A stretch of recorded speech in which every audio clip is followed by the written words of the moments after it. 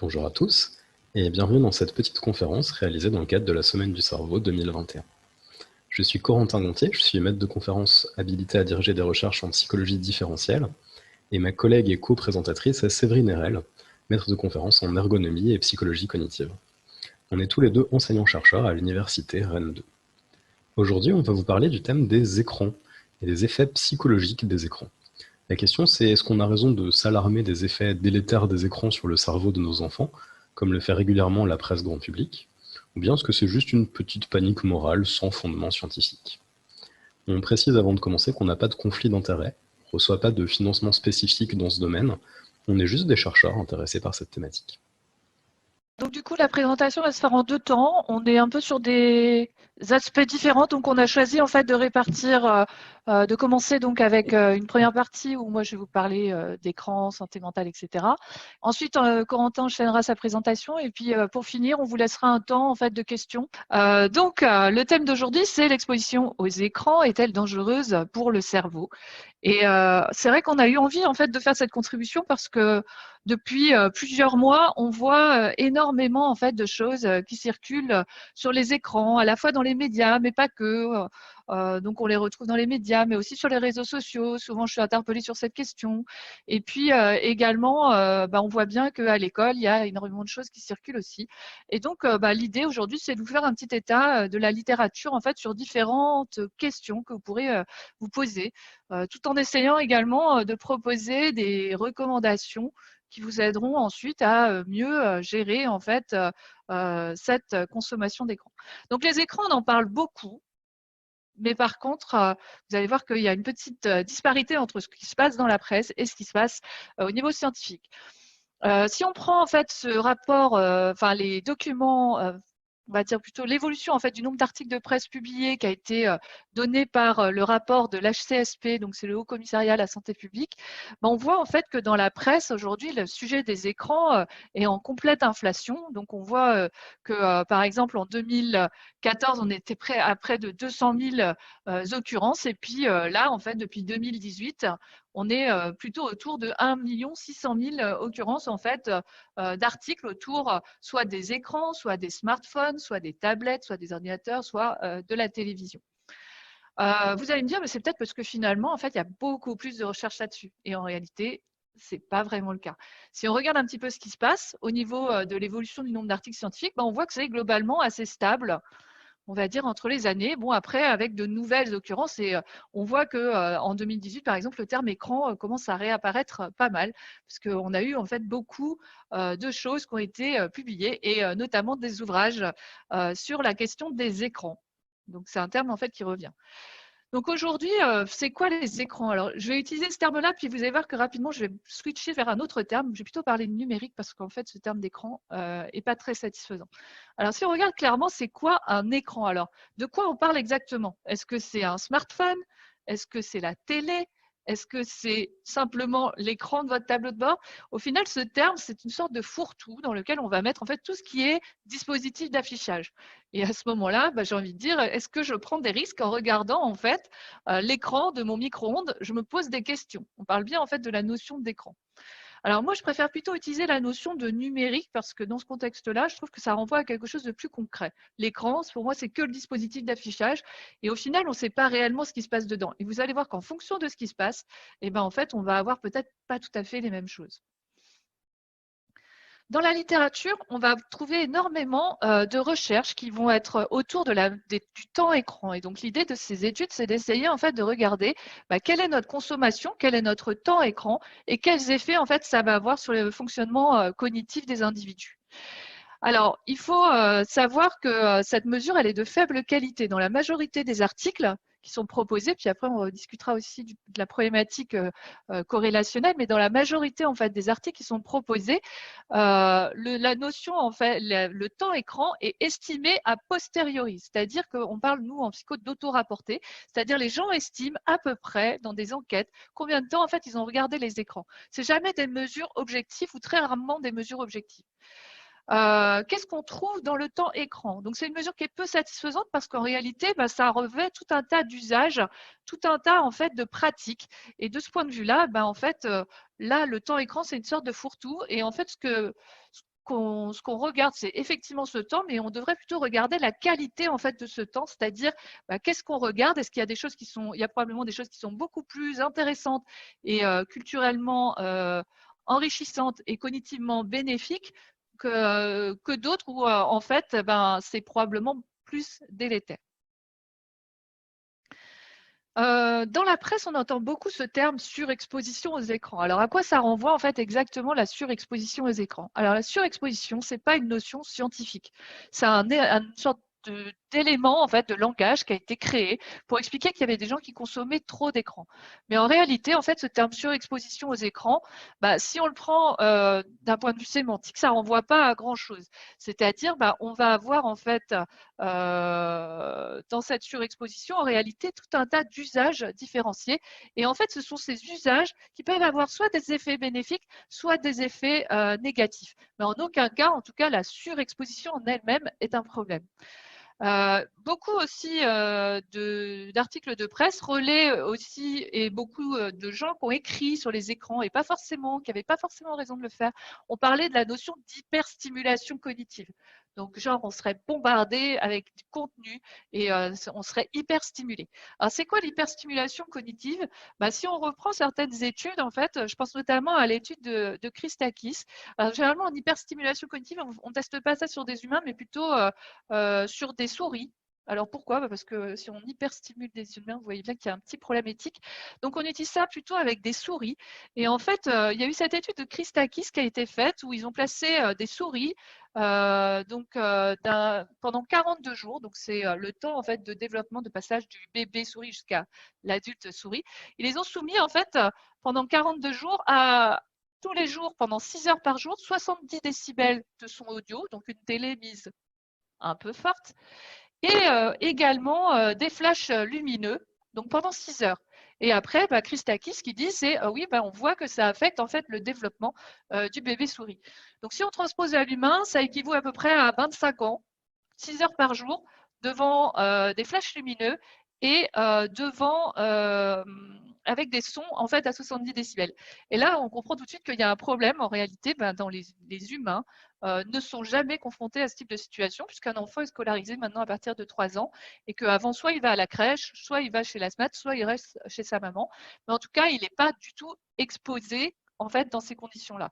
Donc ça pose un vrai problème en fait de caractère écologique et de caractère transposable en fait de ce type d'études à la réalité. Donc l'hyperstimulation cognitive, ici avec les écrans, c'est difficile à défendre, surtout avec ce type d'études en fait qui s'applique plutôt à la souris. Que dit la science actuellement sur les effets des écrans? Alors aujourd'hui, je vous le dis tout de suite d'emblée, on va essayer de regarder un petit peu ce qui se passe dans la littérature, on va essayer de comprendre les effets, mais en réalité, on ne repartira pas avec soit c'est super, soit c'est complètement délétère. En réalité, on n'a pas encore assez de recul pour pouvoir en fait se prononcer réellement sur un effet bénéfique ou négatif des écrans. Donc ça, je tiens à le dire tout de suite pour pas que vous soyez trop déçus à la fin. Donc moi, aujourd'hui, en fait, j'ai choisi de regarder le numérique sous 2 angles particuliers. Tout d'abord, sur la question de la santé mentale. Donc l'idée, c'est de voir si le numérique affecte en fait la santé mentale des enfants et des adolescents. Et puis ensuite, je vous parlerai plutôt d'attention. Donc on parlera un petit peu de multitasking, parce que j'aime bien ce sujet-là que j'ai publié là-dessus. Et puis on parlera également du TDAH, pour voir un petit peu où est-ce qu'on est la littérature et qu'est-ce qu'on peut dire là-dessus et quelles sont les pistes en fait à creuser. Alors, la première question, c'est est-ce que le numérique affecte la santé mentale des enfants et des adolescents? Donc, il y a une étude qui est sortie en 2009 dans Nature, qui a été proposée par Orben et Szubilski. Alors, ça ne s'écrit pas du tout comme ça se prononce, mais voilà. Et donc, dans cette étude, ils ont fait en fait une méta-analyse où ils ont étudié les corrélations entre le bien-être des adolescents et l'utilisation du numérique. Donc, ils ont pris des bases de données d'enquête aux États-Unis et en Angleterre. Donc, ça fait quand même plus de 355 000 enfants entrés avec des enquêtes différentes, mais ils ont utilisé des procédés statistiques pour harmoniser un peu les choses. Et donc, en fait, ils ont pris les données qui correspondent à des enfants de 12 ans à 18 ans entre 2007 et 2016. Ce qu'ils observent à travers cette méta-analyse, c'est que l'association entre la consommation de numérique et la dépression est significative, c'est-à-dire qu'elle n'est pas due au hasard, mais par contre, elle est très faible. On est à 0,4% des variations de la dépression. Si on traduit ça de manière claire, on va dire que globalement, le numérique explique 0,4%, on va dire, des cas de dépression. Sous-entendu, les enfants peuvent entrer en dépression avec 99,6% d'autres facteurs.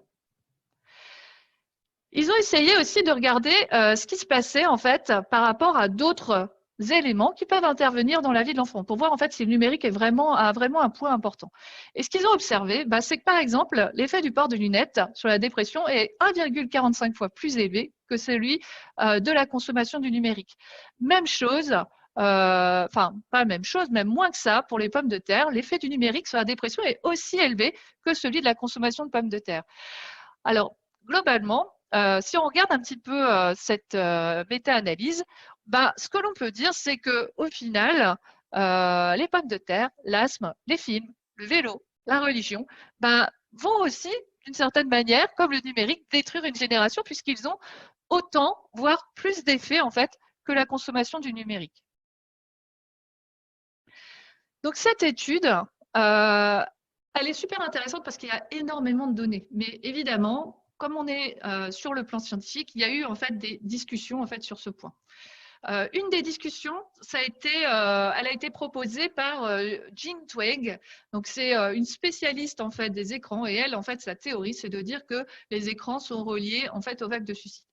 Et donc, elle a essayé de critiquer cette méta-analyse et elle a apporté plusieurs points, alors notamment le fait que les effets étaient peut-être beaucoup plus dynamiques que ce qui était proposé dans l'étude. Et puis aussi, elle a un point intéressant que je trouve quand même si je ne suis pas super fan de ses travaux, mais il y a un point intéressant, c'est l'effet de genre.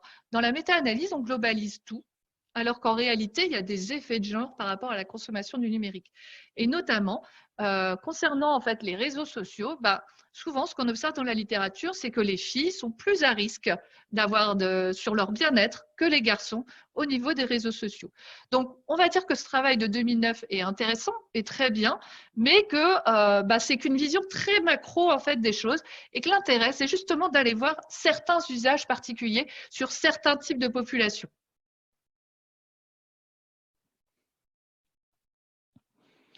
La question qu'on peut se poser maintenant, c'est OK, donc on a vu qu'il y avait globalement pas tellement d'effets du numérique, mais qu'en réalité, c'était beaucoup plus complexe que ça. Et effectivement, c'est beaucoup plus complexe que ça. Il y a une étude qui a été proposée en 2020 par Chobitsky, Orben et Weinstein, qui essaye d'estimer à partir de quel moment en fait le numérique peut être bénéfique et à partir de quel moment en fait on risque de rencontrer des problèmes.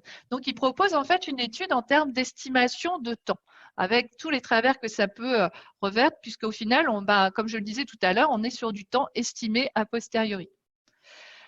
Donc, sur la question du numérique, on retrouve deux grandes théories qui s'opposent. La première, en fait, c'est la théorie de Neumann, c'est ce qu'on appelle la théorie du déplacement.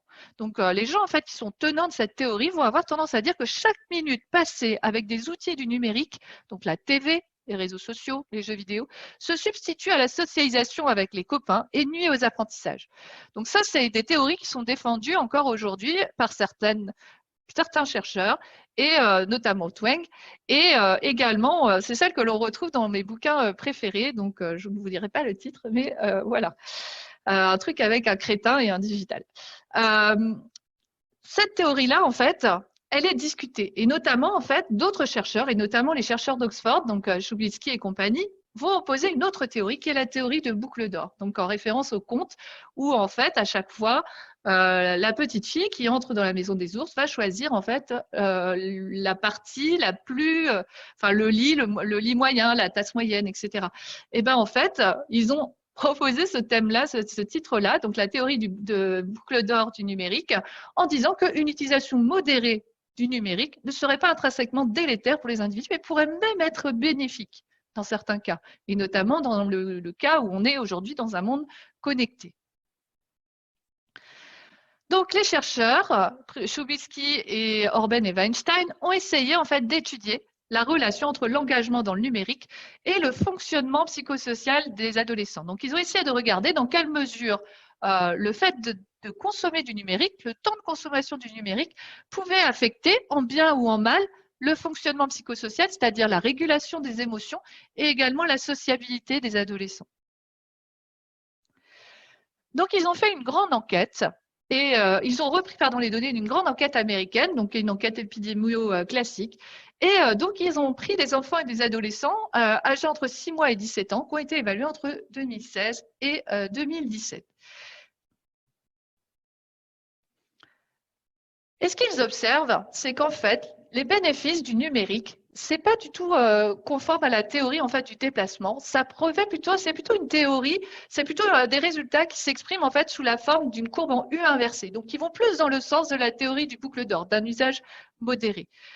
Donc, si on regarde les résultats, pour eux en fait, il existe un temps optimal pour la consommation du numérique. C'est-à-dire que si on arrive à un certain nombre d'heures, c'est là où on a les résultats les plus élevés en termes de fonctionnement, de régulation émotionnelle et de sociabilité. Donc là, on la retrouve ici, cette fameuse courbe en U. Selon eux, en fait, autour d'une heure de TV, c'est là où en fait on a les meilleurs résultats en termes de fonctionnement psychosocial, c'est-à-dire en termes de régulation des émotions et en termes de sociabilité. Pour la consommation du numérique, donc là, on parle plus d'Internet, du smartphone, etc., on est à 1h19. Et on commence à avoir des inflexions négatives, c'est-à-dire on commence à avoir des scores qui se dégradent autour de 2 heures. Donc c'est plutôt intéressant parce que ça montre que quand même, on peut avoir un usage modéré et bénéfique en fait du numérique. À partir de quand ça devient problématique? Donc, avec leur enquête, ils ont pu déterminer que quand on consomme de la télévision au-delà de 4h40, c'est là où les parents commencent à remarquer des changements en fait, négatifs chez leurs enfants. Pour la consommation du numérique, au-delà de 5h08, on commence à avoir des changements comportementaux négatifs. Donc, un usage modéré peut être bénéfique. En revanche, un usage excessif le sera pas. Au niveau en fait de la santé mentale, on a toujours en fait ce problème de mesurer réellement en fait le temps d'usage des individus. Donc, on essaye de mesurer en auto-rapporté, c'est-à-dire on demande aux gens en fait d'estimer à peu près combien ils consomment par semaine, mais on n'est jamais vraiment sûr. En 2021, une étude est sortie pour essayer de voir en fait quels étaient l'effet du temps réel de jeu. Alors là, ils ont pris une activité particulière, c'est le jeu vidéo. Quel était l'effet du temps réel de jeu vidéo sur le bien-être des individus? Et puis en même temps, ils ont exploré en fait les effets de certaines motivations à jouer, des heures de jeu vidéo et du bien-être. Donc, ce qu'ils ont fait, c'est plutôt intéressant, c'est-à-dire qu'ils ont pris ce qu'on appelle de la télémétrie. Ils ont été voir Electronic Arts et ils ont été voir Nintendo. Ils ont pris 2 jeux, donc Plants vs Zombies et Animal Crossing, et ils ont récupéré les données en fait des utilisateurs. Et parallèlement, ces utilisateurs, ils en ont contacté certains pour essayer en fait de leur faire remplir une enquête en ligne. Et ils ont récupéré en fait des résultats. Donc, ils ont été capables de connecter en gros des temps de jeu réels à des mesures de bien-être. Et ça, c'est quand même super intéressant parce que c'est une des premières fois où ça a été fait. Et ça augure aussi une nouvelle vague de travaux plus intéressants qui montrent que collaborer en fait avec les éditeurs, ça peut être un gain aussi pour eux et ça peut permettre aussi peut-être un jour de donner une vision plus juste et de tuer éventuellement les paniques morales qui se présenteraient. Donc, ce qu'ils observent en fait dans cette étude, c'est qu'il n'y a pas d'association notable entre le bien-être et le temps objectif de consultation du jeu. C'est-à-dire, en fait, il n'y a pas de lien entre le temps réel et le niveau en fait de bien-être rapporté par les individus. Il montre aussi que les motivations à jouer et le bien-être peuvent être associés. Donc, il peut y avoir des associations positives entre l'autodétermination, on va dire que c'est la volonté en fait d'acquérir une certaine liberté, une certaine indépendance, et les relations interpersonnelles. Donc, c'est aussi une motivation à jouer, le fait d'avoir en fait des relations avec les gens. Et donc, en fait, ce qui montre, c'est que le fait en fait d'avoir envie en fait de faire des choses par soi-même et le fait d'avoir envie en fait d'avoir des relations sociales via le jeu, en fait c'est associé à un bon niveau de bien-être. En revanche, ce qu'il montre, c'est qu'il y a des associations significatives négatives entre la motivation extrinsèque et le bien-être. Ce qui signifie, au final, enfin, ce qu'ils observent et comment ils l'interprètent, c'est-à-dire que quand les joueurs reçoivent en fait des pressions temporelles à jouer, quand ils suivent en fait ces motivations-là, quand on leur dit on a rendez-vous à telle heure et on doit y être, ce qui est une forme de dark pattern. Donc un dark pattern, en fait, c'est un dispositif qui nous pousse en fait qui exploite certains de nos biais cognitifs. Quand on les pousse en fait à venir jouer, quand on leur met une pression temporelle, et ben ça nuit à leur bien-être. Et ils observent qu'il n'y a pas d'effet pour l'amusement, la motivation intrinsèque, donc c'est la volonté en fait de jouer pour s'améliorer, pour se détendre par intérêt, et puis également sur le niveau de compétence. Donc globalement, ce que l'on observe, et ce que je trouve le plus intéressant dans cette étude, c'est qu'il n'y a pas d'effet notable du temps objectif de jeu et du temps objectif de jeu sur le bien-être.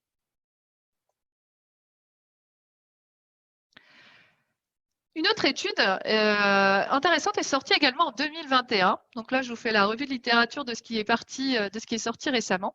L'idée, c'était de voir en fait si les enfants dont les parents étaient très inquiets avaient effectivement des problèmes liés à la pratique du jeu vidéo.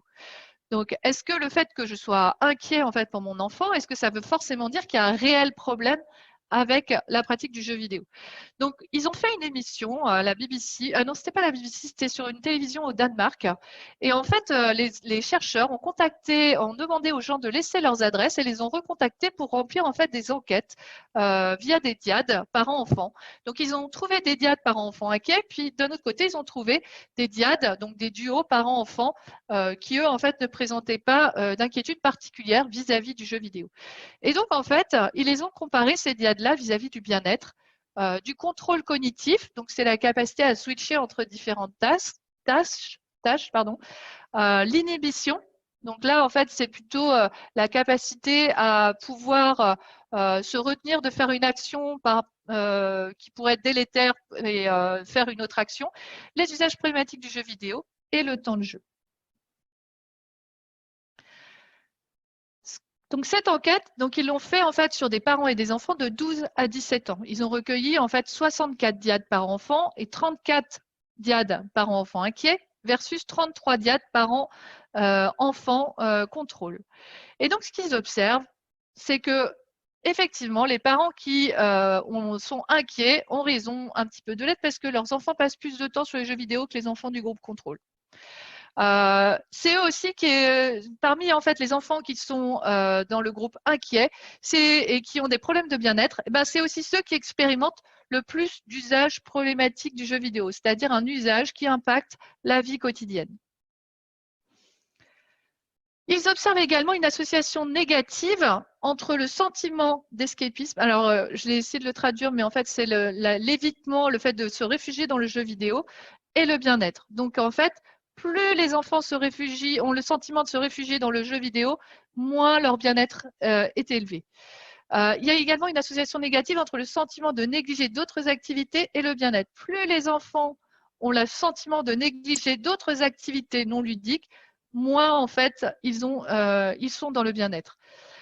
En revanche, et là c'est un résultat intéressant, ils ont observé que le temps passé à jouer aux jeux vidéo avait un très faible effet sur le contrôle cognitif, donc c'est-à-dire ici sur le fait de pouvoir switcher entre deux tâches différentes. Donc par exemple, focalisez-vous sur la couleur, puis ensuite focalisez-vous sur le texte. Donc là, ils switchent très bien, il n'y a pas d'effet en fait ils switchent à peu près bien. Il y a un très faible effet négatif dans le groupe jeux vidéo inquiet.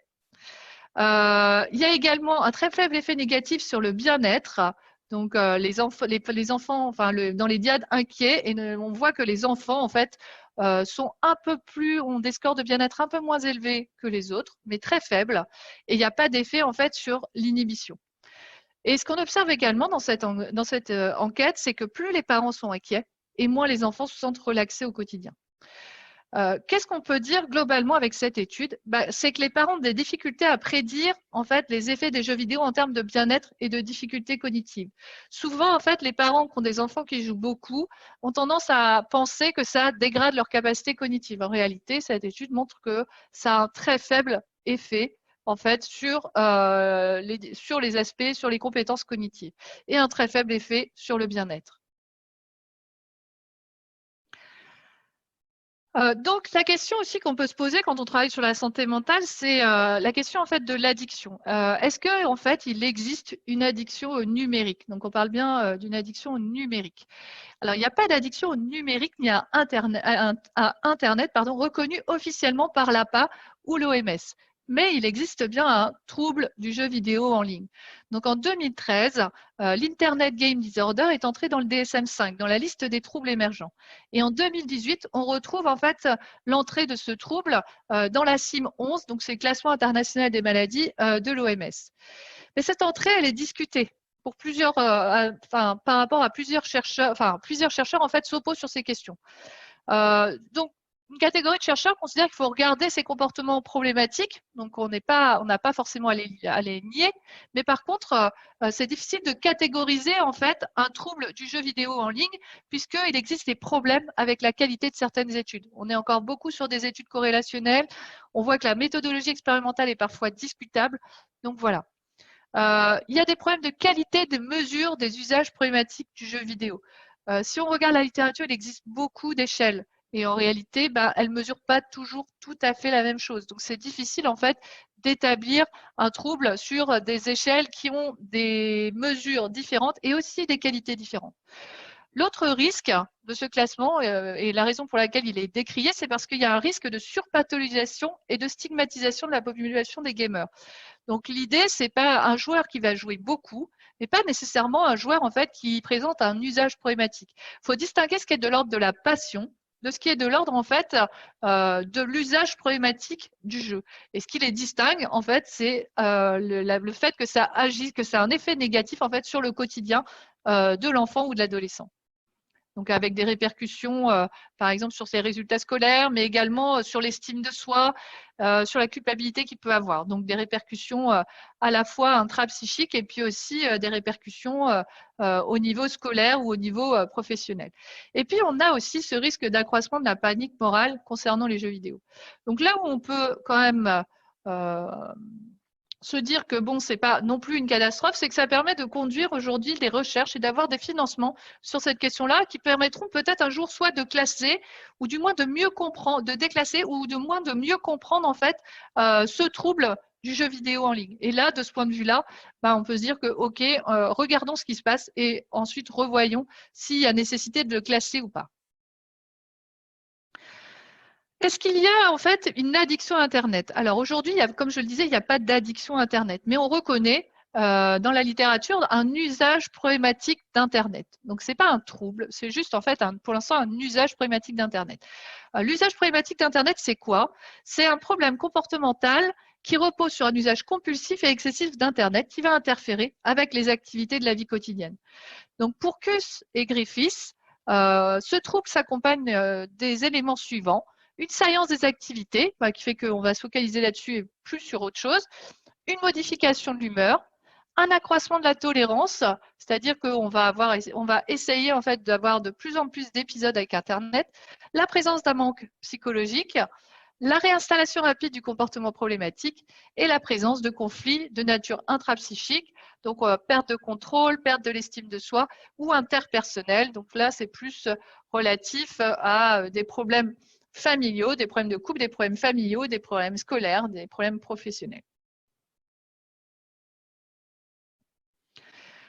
Alors, au final, on entend beaucoup dans la presse le fait que c'est la faute aux écrans. Le problème, c'est les écrans, il faut les supprimer et tout ira bien. En réalité, ce n'est pas si simple. Parce que si on connaît bien la notion des écrans, si on connaît bien les problématiques autour des écrans, le problème, c'est qu'en fait, on est sur quelque chose qui est plurifactoriel. On ne peut pas se dire qu'une situation problématique va s'améliorer juste parce qu'on coupe les écrans. Certaines personnes avec des ados en difficulté ont essayé de retirer les écrans. Et après, en se disant, ça va aller mieux. Mais en réalité, le problème, il est beaucoup plus complexe que ça. Donc, c'est quoi qu'est-ce qui peut expliquer en fait les usages problématiques d'Internet ou les usages problématiques des écrans? Il y a des explications exogènes. Donc, dans certains sites, on va retrouver en fait des designs particuliers qui peuvent s'avérer problématiques. Et donc là, on va parler plutôt de la notion de dark pattern. Donc, qui sont des systèmes informatiques qui visent en fait à utiliser des biais cognitifs humains pour maintenir l'individu sur des services numériques. Donc ça, c'est une première partie de l'explication. Et puis, il y a d'autres explications. On a des dispositions biologiques, psychologiques et aussi socio-économiques qui nous rendent à risque par rapport à des usages problématiques des écrans. Donc biologique, il y a des marqueurs, par exemple, à la dopamine ou à la sérotonine qui vont en fait nous amener à avoir plus de consommation d'écran. Par exemple, quelqu'un qui a un marqueur, qui a un taux élevé en fait de sérotonine de manière biologique, va avoir tendance à avoir plus d'anxiété et donc est plus à risque d'aller vers les écrans.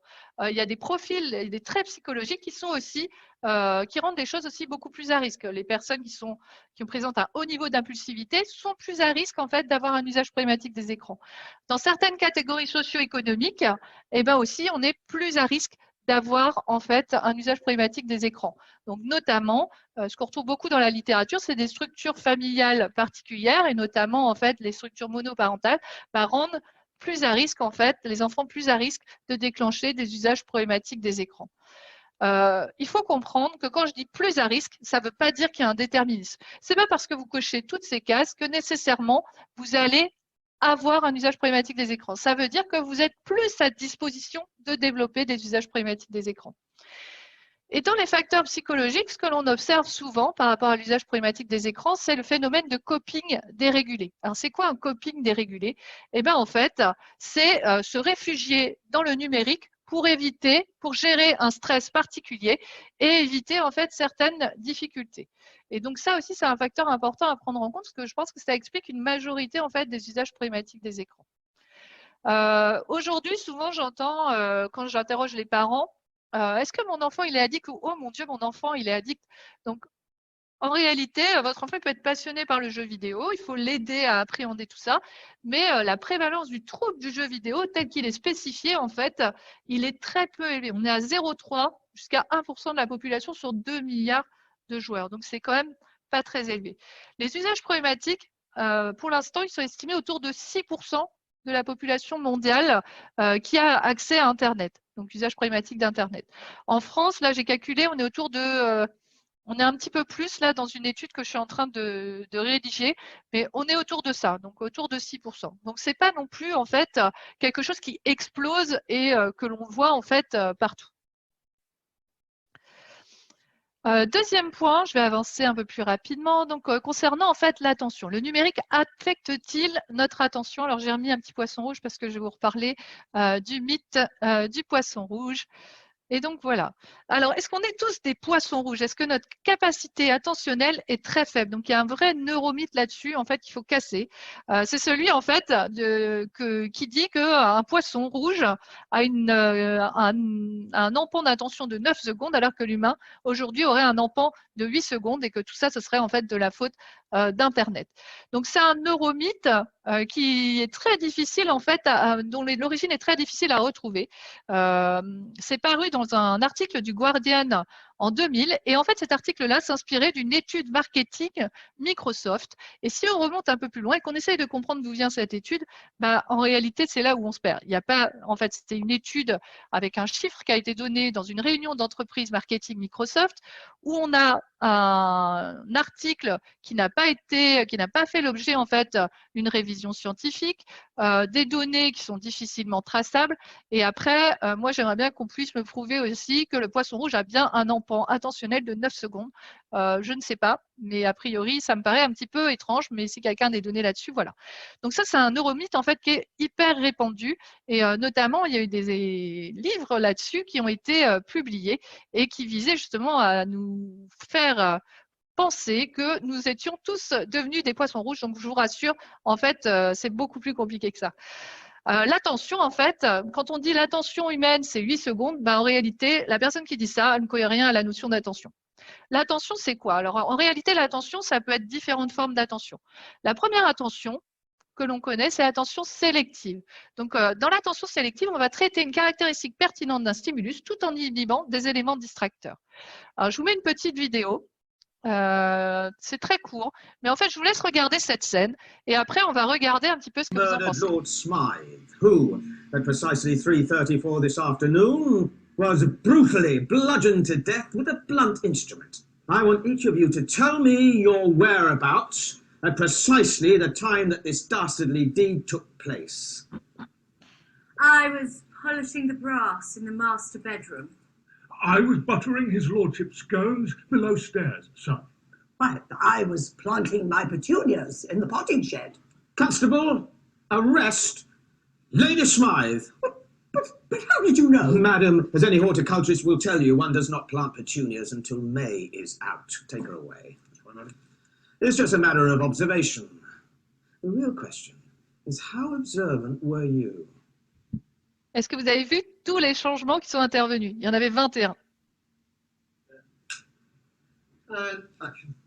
Clearly, somebody in this room murdered Lord Smythe, who, at precisely 3:34 this afternoon, was brutally bludgeoned to death with a blunt instrument. I want each of you to tell me your whereabouts at precisely the time that this dastardly deed took place. I was polishing the brass in the master bedroom. I was buttering his lordship's scones below stairs, sir. Why, I was planting my petunias in the potting shed. Constable, arrest Lady Smythe. Donc, ne vous Murdered inquiétez Lord pas, Smythe. vous n'avez pas de problème. En réalité, c'est votre attention sélective. Vous vous êtes focalisé en fait sur l'interlocuteur, le premier, mais en réalité, vous n'avez pas nécessairement fait attention à tous les distracteurs autour. Et en fait, vous voyez qu'il s'est passé plein de choses que vous n'avez pas vues. Et ça, c'est tout à fait normal. Donc ça, c'est une première composante de l'attention, c'est l'attention sélective. Murdered Lord Smythe. Il y a d'autres composantes, l'attention soutenue. Donc là, c'est le fait de maintenir un niveau d'efficience élevé et stable au cours d'une activité. Donc c'est se concentrer en fait sur une tâche. Et puis vous avez aussi l'attention partagée. Là, c'est traiter deux ou plusieurs informations pertinentes simultanément. Donc par exemple, vous conduisez et en même temps vous discutez avec le passager. En fait, vous êtes en situation d'attention partagée. Donc l'attention, en fait, c'est ça. Et puis aussi, il y a plusieurs formes d'orientation de l'attention. Donc orientation endogène, je me focalise en fait sur un stimulus en particulier, et exogène, mon attention peut être capturée par d'autres stimulations. Dans ce qu'on retrouve pas mal en fait dans la presse, c'est l'idée en fait qu'aujourd'hui les jeunes ont des capacités d'attention qui sont, on va dire, adaptés au monde digital et au monde numérique, pardon. Et en fait, ils sont super forts, ils sont capables, comme ils sont nés avec les technologies, ils sont capables en fait de faire plein de choses à la fois. Donc c'est le mythe en fait des digital natives. Et quand on fait des études sur le multitasking, donc le multitasking, c'est le fait de réaliser plusieurs tâches simultanément. Donc il y a du multitasking sur la tâche. Donc, par exemple, être à un cours et puis se dire, tiens, je vais demander à mon voisin s'il a compris la notion, etc. Et puis, il y a du multitasking complètement en dehors de la tâche. Donc, je suis à un cours et puis je vais aller consulter les réseaux sociaux et regarder mes notifications. Alors, pendant longtemps, en fait, on a laissé penser que les jeunes étaient capables de faire ça naturellement parce qu'ils sont nés avec les technos et tout va bien. En réalité, à Rennes 2, on a fait une étude, il y avait Corentin aussi qui était avec nous dans cette étude, et on a pu démontrer que non, en réalité, ce n'était pas vraiment le cas. Donc, on a pris en fait des étudiants à Rennes 2 dans un contexte psychologique, donc c'était un TD, et on a pris en fait les 20 premières minutes de cours. On a enregistré en fait le multitasking, on leur a posé des questions sur le multitasking multimédia, donc c'est-à-dire avec des écrans, et le multitasking non multimédia, donc là c'est plus lire le journal, discuter avec le voisin, etc.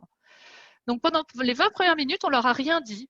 On les a placés dans un contexte de cours et on leur a dit maintenant, et on a fait le cours normalement. Et au bout de 20 minutes, on a interrompu, on leur a dit voilà une enquête, dites-nous ce que vous avez fait pendant les 20 premières minutes. Donc ce qu'on a observé, c'est qu'ils étaient quand même 73% à faire du multitasking multimédia. Donc c'est-à-dire des messages instantanés. Un tiers était parti voir Facebook quand même, et le reste ont fait des réseaux sociaux. Donc c'est énorme et c'est une catastrophe. 66% ont fait en fait du multitasking non multimédia. Ils ont discuté avec le voisin, ils ont fait du dessin, etc. Et ce qu'on observe, c'est que ce multitasking multimédia, en fait, il est associé à une baisse des performances en mémorisation. Quand on leur a posé des questions sur le contenu du cours des 20 premières minutes, ce qu'on a pu observer, c'est que plus ils avaient multitaské, plus ils avaient fait d'épisodes, et moins, en fait, ils avaient mémorisé correctement le contenu du cours. Donc, le multitasking, c'est quelque chose qu'il faut éviter absolument parce que, globalement, notre cerveau n'a pas la capacité à gérer, y compris le cerveau des digital natifs, qui est comme le nôtre au final, n'a pas la capacité à gérer de multiples informations. Nous avons tous des capacités limitées. Il y a aussi des super multitaskers. Il y a des gens qui vont vous dire, ouais, moi je suis un super multitasker, mais je suis meilleur que les autres, je peux faire plein de trucs à la fois, je peux être sur mon téléphone et en même temps écouter le cours. En fait, il existe des super multitaskers qui ont été identifiés par Moisala en 2016. Et en fait, ce qu'ils montrent, c'est que les gens qui se disent super multitaskers, qui ont soi-disant cette super capacité à faire plein de trucs à la fois, en réalité, donc, ils sont capables d'avoir une attention partagée, ils sont capables de faire une tâche en même temps qu'une autre, mais par contre, ils sont beaucoup plus distractibles que les autres. C'est-à-dire que ils ont beaucoup plus de mal à inhiber un stimulus qui arrive dans leur environnement et ils sont déconcentrés beaucoup plus facilement. L'autre question autour des écrans qui se pose souvent, c'est la question en fait du TDAH. Le TDAH, c'est quoi? C'est le trouble déficitaire de l'attention et de l'hyperactivité. Donc c'est un trouble en fait qui est aujourd'hui de mieux en mieux compris pour ce que j'en ai lu en fait dans la littérature et en fait qui est souvent relié à la notion d'écran. Alors est-ce que finalement c'est vrai? Donc, il y a une enquête qui a été faite par RA en 2018 sur 24 mois et ils ont fait des mesures de base de TDAH à 6 mois, 9 mois, 12 mois et 24 mois, donc sur cette population d'adolescents. Et ils ont également mesuré les fréquences d'utilisation des médias. Et ce qu'ils ont observé, c'est qu'il y a bien une association entre une consommation élevée de médias et des symptômes de TDAH. Et cette association est significative pour plusieurs activités, le jeu vidéo, les réseaux sociaux et le streaming de musique. Alors, je passe ce tableau rapidement parce que je pense que pas très intéressant. Globalement, est-ce que ça veut dire qu'il faut commencer réellement à s'inquiéter? Non, parce qu'il n'y a pas de relation causale. On est sur des associations. Et dans le TDAH, ce qui est souvent en fait relaté dans la littérature sur la consommation du numérique et du TDAH, c'est qu'on est probablement sur des corrélations en fait bidirectionnelles. C'est-à-dire, les enfants qui ont un TDAH vont essayer en fait de se canaliser sur certaines activités, et plus ils pratiquent ces activités, et moins c'est bon pour eux. Donc, il y a probablement quelque chose d'assez bidirectionnel. Mais en tout cas, il n'y a pas de causalité réellement établie. Et il y a probablement plein d'autres variables qu'on ne contrôle pas. Donc, en 2020, il y a eu une revue, en fait, de la littérature sur cet aspect, encore une fois, qui arrive encore à la même conclusion. Qu'est-ce qu'on peut en déduire? Aujourd'hui, on est face à une littérature, il y a beaucoup d'études corrélationnelles. Il y a beaucoup d'études de mauvaise qualité aussi, il faut le dire. Il y a beaucoup d'études qui surinterprètent des résultats significatifs sans regarder les tailles de l'effet. Il y a aussi des biais de publication, malheureusement. C'est-à-dire que quand on montre des effets négatifs, c'est plus facile à publier que quand on montre qu'il n'y a rien. Et encore, aujourd'hui, ce qu'on peut dire, c'est qu'on n'a pas encore assez de recul pour aller hurler et stopper en fait complètement la consommation des écrans. Il y a des études qui tentent de contourner un peu ces travers, mais quand on regarde les études qui sont bien ficelées, on voit que des associations faibles entre écran et santé mentale ou entre troubles déficitaires de l'attention et hyperactivité et consommation en fait de numérique. Il n'y a pas non plus de réel consensus aujourd'hui scientifique sur l'addiction aux jeux vidéo ou à Internet. Mais dans tous les cas, il y a un usage problématique qu'il faut reconnaître et qu'il faut en fait essayer de comprendre. Donc aujourd'hui, il faut arrêter de tout mélanger avec les aspects écran. C'est un problème qui est très complexe. Comme je vous le disais, en fait, c'est déterminé par des causes multifactorielles. C'est pas simplement la cause des écrans. On a aussi plusieurs facteurs à risque biologiques, psychologiques et socio-économiques. Pour gérer les écrans, qu'est-ce qu'il faut faire? Déjà, en tant que parent, je pense qu'il faut déjà lâcher son écran. Pas évident, mais il faut le faire. Il faut faire des activités médiatisées avec les enfants sur les écrans. Jouez aux jeux vidéo avec vos enfants. Essayez de comprendre ce qu'ils font. Mettez-vous devant vos enfants avec devant des documentaires. Expliquez-leur ce qui se passe. C'est là où c'est en fait le plus bénéfique pour eux. Autonomiser, veiller, échanger avec les adolescents. C'est pas la peine de les marquer à la culotte, mais il faut essayer de comprendre ce qu'ils font. Ça veut dire aussi, je me mets derrière l'écran avec mon ado. Il faut les utiliser dans une journée avec d'autres activités. On peut faire un peu d'écran et après une sortie et après un livre et puis après on peut peut-être regarder un petit dessin animé et puis après on fait un petit jeu de plateau ou quelque chose comme ça. Varier les activités. L'important c'est la variété. Si votre enfant est devant la télé tous les jours, ça peut que mal se passer. Toute la journée, tous les jours, ça peut que mal se passer. Il faut aussi acquérir une culture du numérique vous-même que vous devrez transmettre à vos enfants. C'est-à-dire comprendre, par exemple, que sur YouTube, il y a un algorithme, que l'algorithme en fait va vous amener à consommer de plus en plus de contenu, de plus en plus longtemps, et certaines catégories de contenu. Et quand vous avez cette culture-là, bah, vous comprenez qu'il ne faut pas mettre vos enfants devant YouTube tout seul. Et aussi, il faut accepter d'apprendre avec eux et d'échanger. Alors souvent, quand on est avec des enfants, et eux, ils connaissent bien leurs trucs, ils connaissent bien leurs jeux vidéo, bah, il faut essayer de comprendre avec eux ce qu'ils font et aussi éventuellement aller se renseigner si on ne comprend pas très bien. Mais il faut accepter d'apprendre avec eux et apprendre d'eux aussi. Dernier rappel, les écrans, ça fait partie de la vie. Maintenant, on ne peut pas les supprimer, contrairement à ce que certains voudraient. Mais par contre, ça ne remplace pas le temps en famille. Ça ne doit pas interférer avec le sommeil. Ça ne doit pas substituer au contact de la vie réelle, même si c'est dur en ce moment. Mais voilà, il faut essayer de préserver des petits îlots. Et surtout, ça ne doit pas interférer avec une activité physique régulière. Et il faut savoir se prémunir de certains effets. Si vous avez l'impression que vous ou vos enfants sont en usage problématique, bah, si vous avez un doute, si ça vous empoisonne la vie, consultez un psychologue ou un psychiatre pour vous faire aider. Ne restez pas tout seul. Mais en tout cas, ne laissez pas les choses empirer. L'économie de l'attention, méfiez-vous de la collecte de données. Méfiez-vous aussi de la captation de l'attention. Attention aussi aux fake news qui circulent, et notamment sur les réseaux sociaux, et notamment sur les groupes Facebook, puis aussi des fois sur Twitter. Et soyez vigilants par rapport au contenu violent, pornographique et au cyberharcèlement en fait. Donc il y a des choses également à savoir par rapport à ça. N'hésitez pas à vous renseigner. Il y a plein de médiateurs numériques qui expliquent très bien les choses. Un petit scan rapide en fait d'un rapport qui a été sorti par le Haut Conseil de la santé publique, qui est très bien, je trouve. Donc, je vous invite à scanner, qui est en fait sur l'effet de l'exposition aux écrans des enfants et des jeunes, l'effet de l'exposition des enfants et des jeunes aux écrans. Je trouve que c'est très clair parce qu'il y a à chaque fois une petite synthèse sur différents effets possibles. Donc, je vous invite vraiment à aller le consulter si vous avez des questions. Et donc, je vous remercie. J'ai été déjà trop longue. Je vais donner la parole à Corentin. En ce qui concerne ma partie à moi, je vais vous parler un petit peu plus de la cognition et en particulier de l'intelligence, ce qui est ma thématique de recherche à moi. L'intérêt d'aller regarder du côté de l'intelligence, c'est que c'est l'une des thématiques les plus abordées par la presse quand on parle d'écran. Vous avez quelques exemples sur cette diapositive du type de messages alarmistes qu'on peut trouver dans la presse grand public. Les écrans nuisent aux capacités intellectuelles des enfants. Combien d'heures les enfants peuvent passer devant les écrans nuisent aux capacités intellectuelles. Attention, danger. Les écrans détruisent le cerveau de nos enfants. Les classiques des discours alarmistes. Vous avez certainement déjà entendu aussi dans la presse des messages alarmistes sur la baisse de l'intelligence en France. On en a aussi toute une collection. Alerte, le QI baisse en France, baisse vertigineuse du QI moyen en Occident, des études tirent la sonnette d'alarme.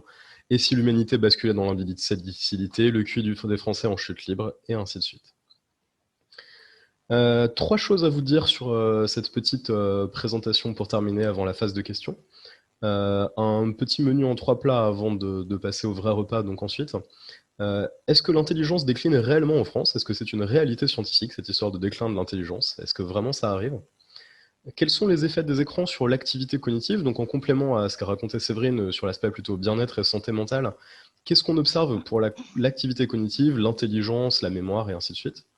Et enfin, quelques mots sur une très rapide analyse des mécanismes en jeu. Concrètement, de quelle façon, par quel mécanisme les écrans pourraient-ils jouer sur la cognition? Parce que c'est bien joli de regarder s'il y a des corrélations ou pas, mais concrètement, qu'est-ce qui pourrait se passer? Comment pourrait-on expliquer qu'il y ait un effet ou non des écrans sur l'intelligence, par exemple? Alors, sur le déclin de l'intelligence. Quand on parle de déclin de l'intelligence, on est toujours en train de parler de l'effet Flynn.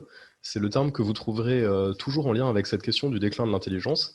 Flynn, c'est ce monsieur à droite, un collègue très sympathique qui est décédé il y a quelques semaines, en décembre 2020. L'effet Flynn, c'est le fait qu'en moyenne, l'intelligence augmente d'une génération à l'autre.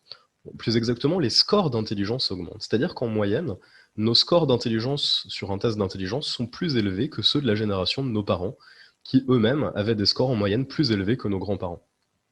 C'est un effet qui a été résumé par Flynn, qui est le principal auteur à avoir travaillé dessus, mais c'est un effet qui est déjà assez ancien, qu'on connaît depuis les années 30, qui a été très scruté par les chercheurs au fil des années, puisque ça a évidemment des implications sociétales notamment. Si l'intelligence augmente ou cesse d'augmenter, on a bien sûr envie de le savoir. Cette augmentation de l'intelligence de génération en génération, elle est modeste mais stable, autour de plus 0,3 points de QI par an environ. C'est-à-dire que chaque génération qui naît un an plus tard que la précédente a en moyenne 0,3 points de QI de plus que la précédente. C'est un effet qui est particulièrement important dans les pays qu'on dit en voie de développement, qui sont en pointillé sur ce graphique. Cette augmentation est un petit peu plus lente dans les pays dits développés, comme la France par exemple. Sur cette diapositive, vous avez un exemple de données pour la Norvège.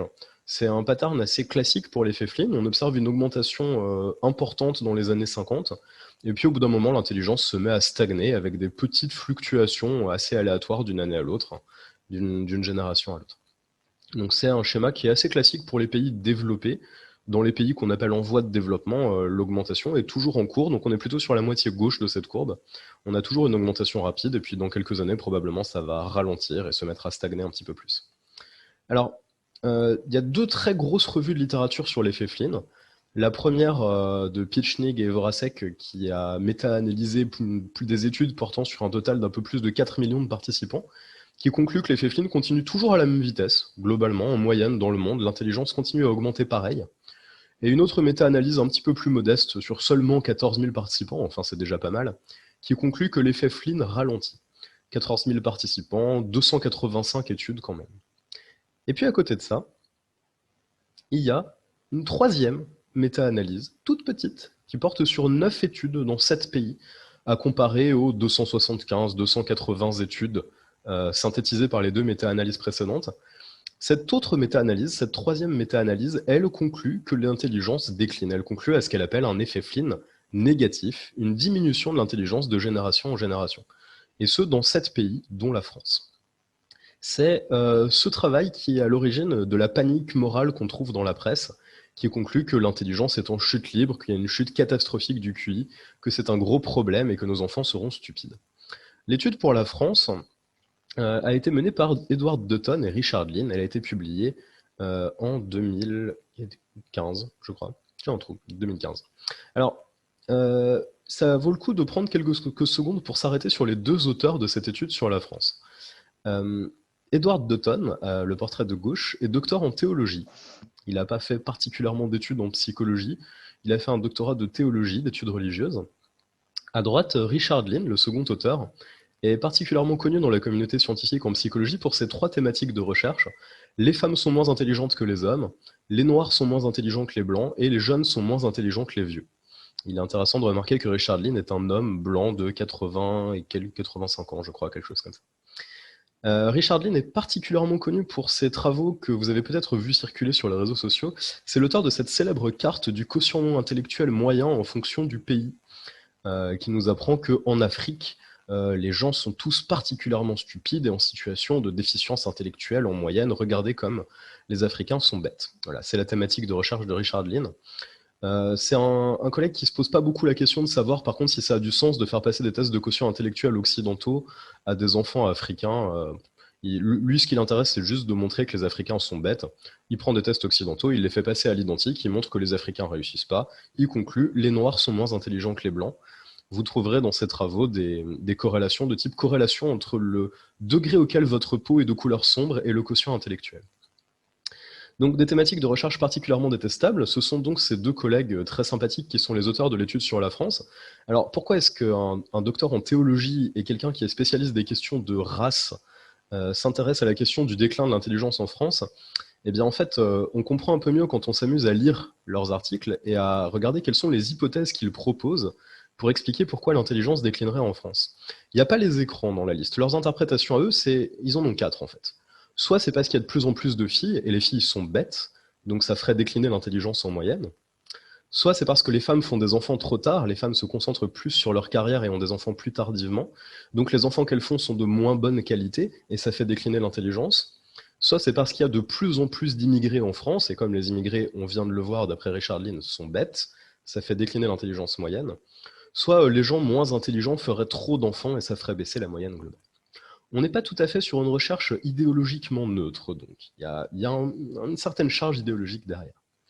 Alors, on s'est amusé avec quelques collègues à aller décortiquer cette étude de Dutton et Lynn qui suggère que l'intelligence baisserait en France.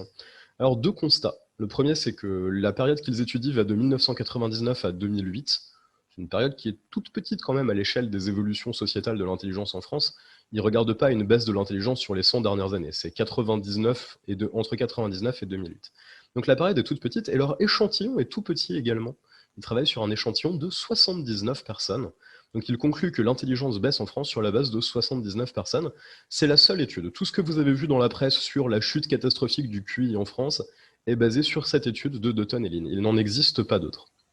Quand on va regarder plus en détail leurs résultats, alors je ne vais pas vous expliquer la méthodologie en détail, mais en gros, ils font passer le même test d'intelligence en 1999 et en 2008. Ce que vous avez sur ce graphique, c'est des données un petit peu complétées dans notre étude à nous avec des données en 2019.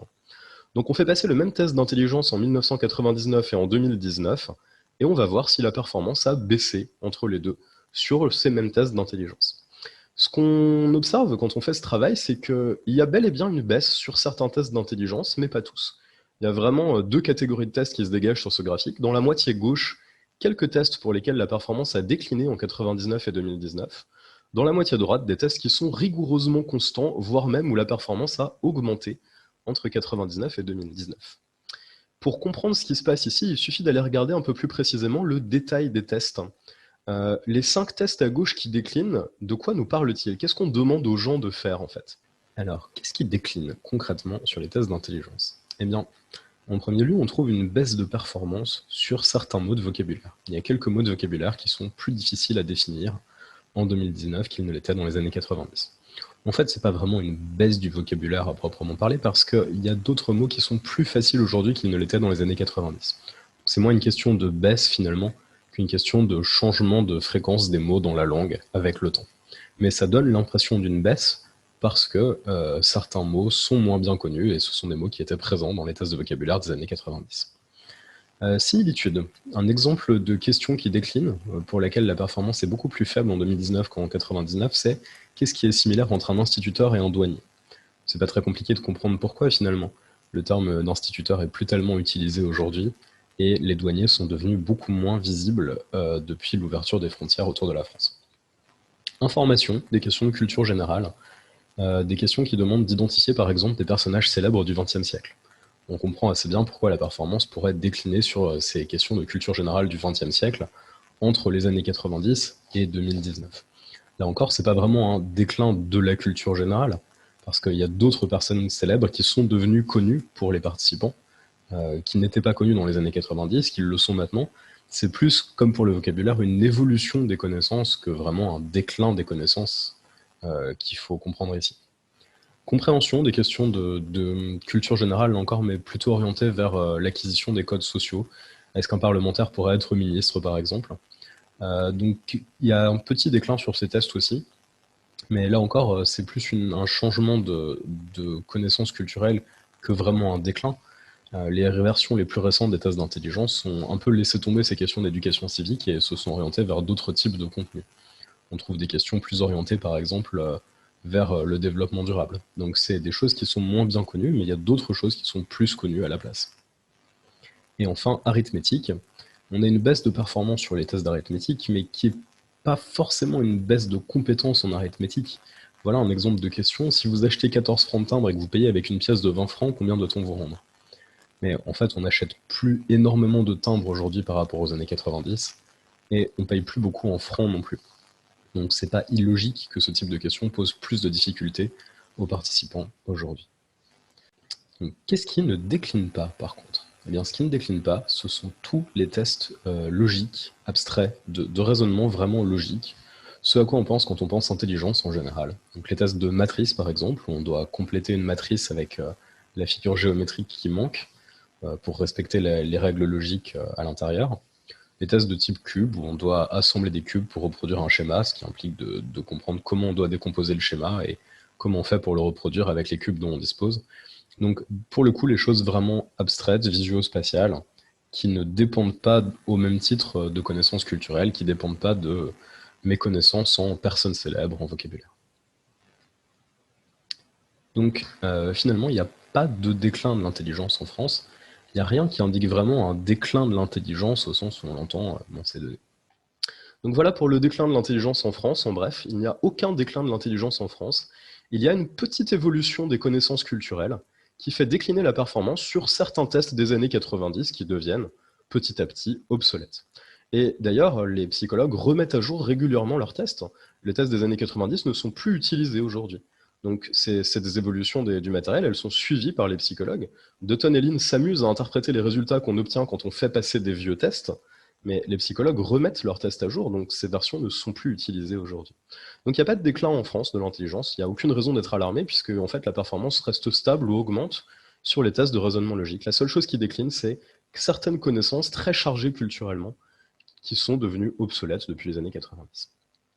Alors sur la partie effet des écrans sur la cognition, deux choses, la télévision d'une part et les jeux vidéo d'autre part. Ce sont les deux types d'écrans qui ont fait l'objet d'un nombre d'études conséquent. Sur la télévision, une première série d'études a porté sur la télévision et la réussite scolaire. Qu'est-ce qu'on trouve sur le lien entre télévision et réussite scolaire? Est-ce que plus mes enfants regardent la télévision, plus leur réussite scolaire diminue? Ce qu'on observe globalement, c'est des études qui convergent à peu près vers la même conclusion. Il y a une petite corrélation négative entre télévision et réussite scolaire. Donc en moyenne, les enfants qui regardent un petit peu plus la télévision réussissent un petit peu moins bien à l'école. C'est transversal, c'est-à-dire on prend un panel d'enfants, on leur demande à quel point ils regardent la télévision et on regarde leurs notes. Cette corrélation est négligeable quand on utilise les bons contrôles méthodologiques. Donc, la corrélation existe, mais elle est extrêmement proche de zéro. On est sur des pourcentages de variance expliqués de 1%, 2%, 3%. Les enfants qui regardent un peu plus la télévision sont 3%, 4% moins bons à l'école. Donc cette corrélation existe, mais elle est très proche de zéro. Et le problème, comme l'évoquait Séverine tout à l'heure, c'est de l'interpréter.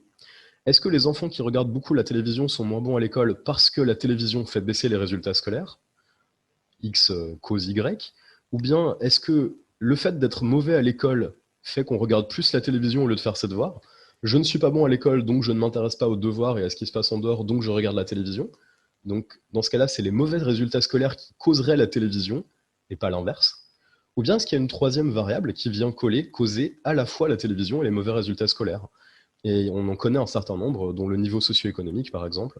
On sait que les enfants issus de familles défavorisées regardent plus la télévision et ont de moins bons résultats scolaires, ce qui crée un lien statistique entre la télévision et les résultats scolaires, mais qui n'est pas dû à un effet causal de l'un vers l'autre, qui est dû à une troisième variable, le niveau socio-économique, qui cause à la fois la télévision et les résultats scolaires. Donc le problème de toute cette série d'études, c'est qu'on a des corrélations qui existent, mais qu'on ne sait pas qu'est-ce qui cause quoi exactement. Et globalement, ces corrélations sont négligeables. C'est le cas dans cette étude de 1990.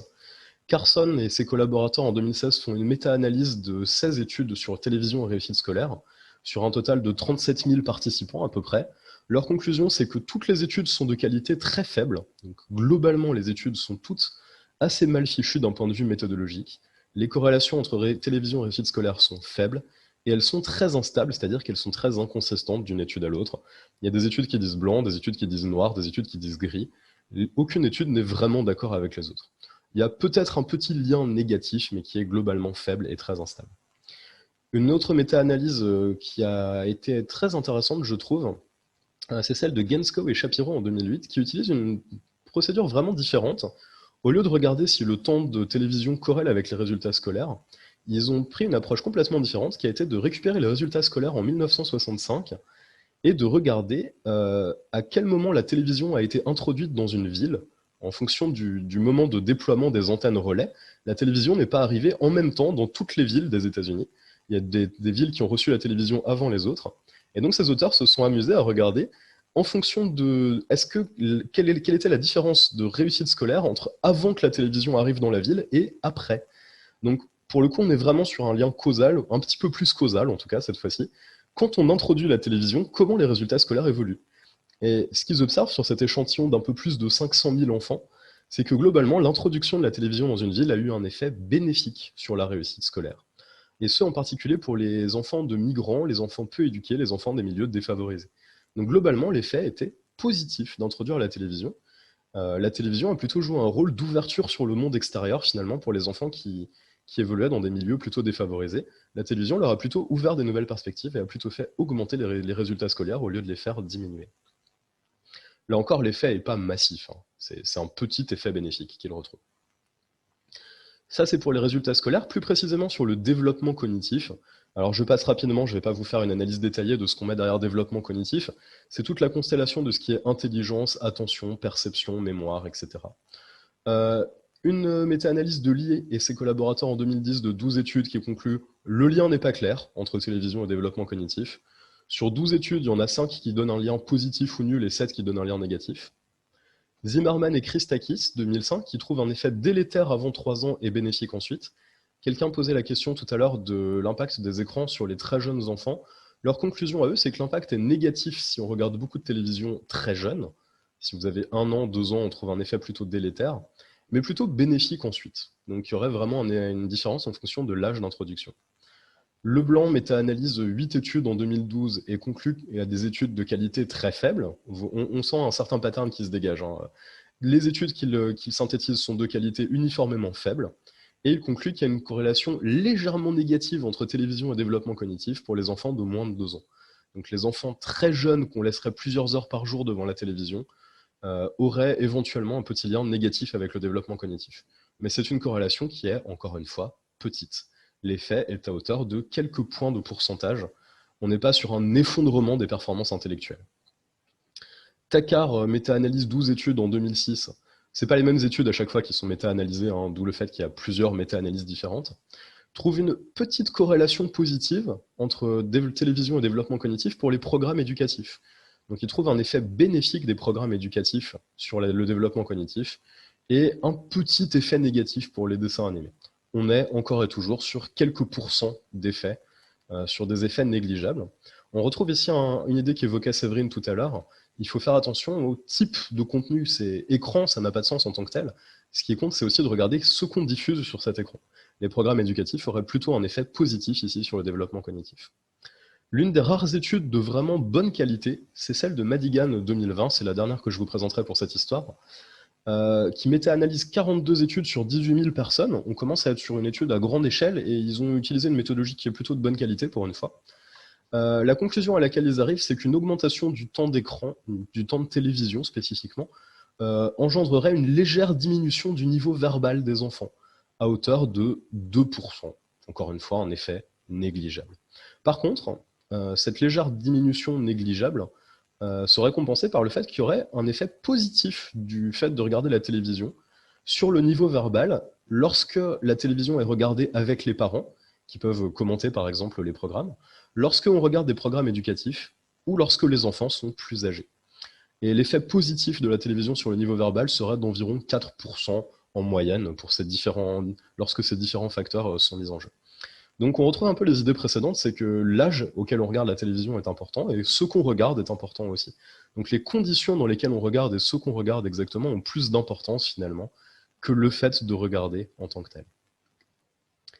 Voilà donc pour télévision et développement cognitif. Ce qui a été très médiatisé récemment, c'est une dernière étude sur télévision et intelligence. Donc l'idée que la télévision aurait un impact sur les scores d'intelligence, que la télévision ferait baisser l'intelligence.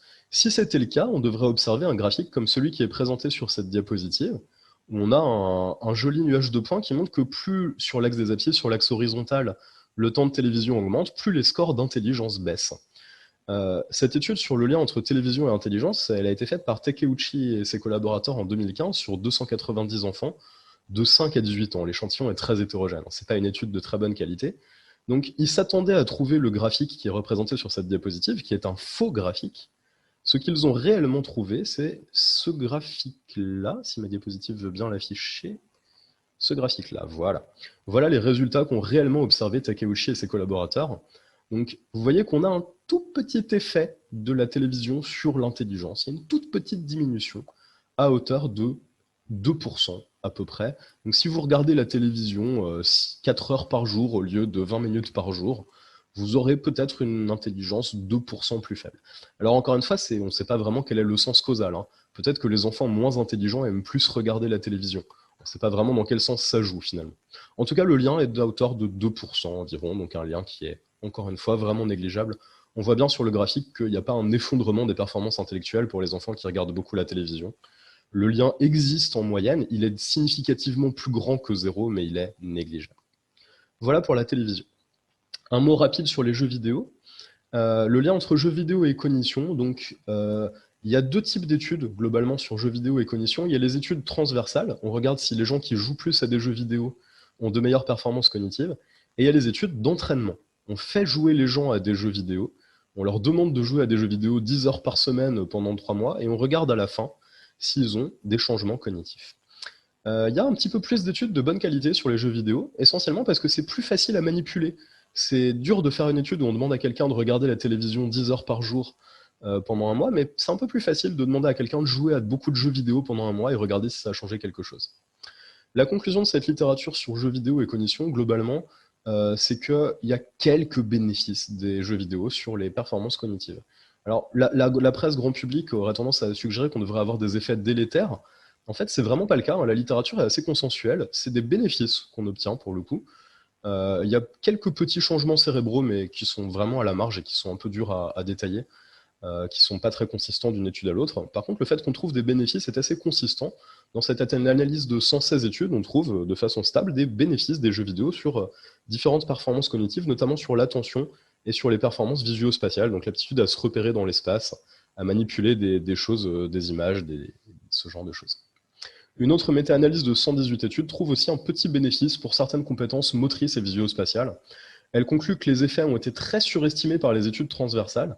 Autrement dit, les études qui regardent si les gros joueurs ont de meilleures performances cognitives ont tendance à surestimer le bénéfice des jeux vidéo. C'est probablement lié en partie au fait que les gens qui sont très bons en attention, en visuospatial, en motricité, ont plus tendance à être joueurs de jeux vidéo, à se tourner vers les jeux vidéo. Donc c'est encore un problème de causalité. Le fait d'avoir des bonnes performances cognitives conduirait à plus jouer à des jeux vidéo, ce qui conduit à surestimer le bénéfice des jeux vidéo. Mais on trouve quand même globalement en moyenne un bénéfice, même s'il a été surestimé d'après ces auteurs par les études antérieures, c'est bien un bénéfice qu'on retrouve en moyenne. Il y a plusieurs études qui ont du mal à répliquer les résultats antérieurs et qui concluent que les bénéfices sont petits, hein. Donc il y a en gros une partie sensationnaliste de la littérature qui a très envie de dire « Regardez, les jeux vidéo boostent énormément l'activité cognitive ». Et puis il y a des auteurs un peu plus sceptiques qui ont des résultats beaucoup moins fous et qui disent « Il y a un bénéfice effectivement, mais il est assez mineur ». En ce qui concerne le cas plus particulièrement de l'intelligence, il y a l'étude de Unsworth sur 838 personnes qui trouve un lien positif entre intelligence et fait de jouer à des jeux vidéo.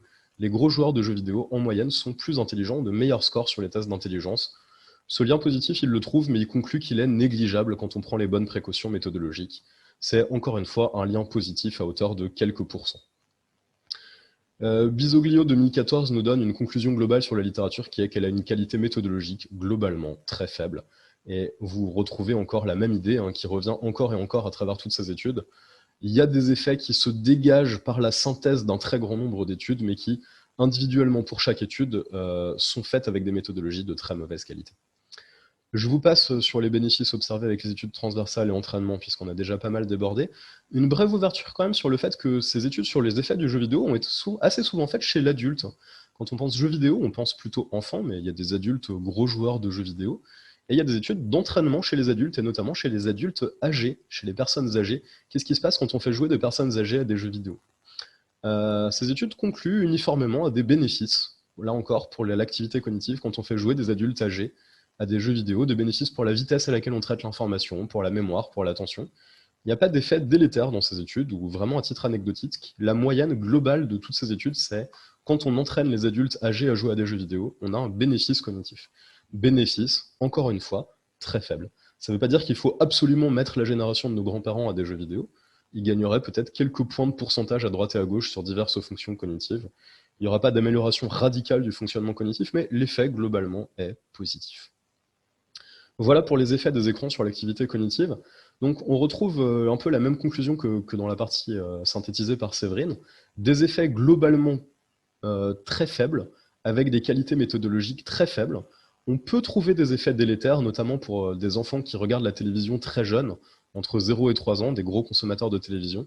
On peut trouver des corrélations négatives qui sont peut-être des effets délétères, même si c'est toujours dur de conclure sur le sens de causalité. Mais globalement, il n'y a aucune raison de s'alarmer au vu de tout ça.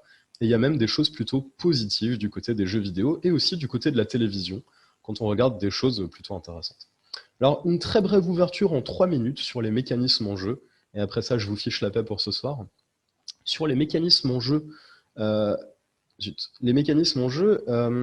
si on s'intéresse aux explications qui ont été proposées sur l'effet Flynn, pourquoi est-ce que l'intelligence augmente d'une génération à l'autre? Les explications les plus classiques, c'est qu'il y aurait quelques causes biologiques, notamment une amélioration des conditions nutritionnelles qui pourraient jouer dans les pays en voie de développement, par exemple. Mais surtout, le plus gros déterminant de l'effet Flynn, ce serait une augmentation de l'éducation, et notamment de l'éducation à manipuler des informations abstraites. Donc l'idée, c'est qu'il y aurait de plus en plus d'habitudes, au fur et à mesure que les générations avancent, que les pays se développent, que l'information se complexifie, qu'on va vers une culture de l'information, du numérique, de l'ordinateur.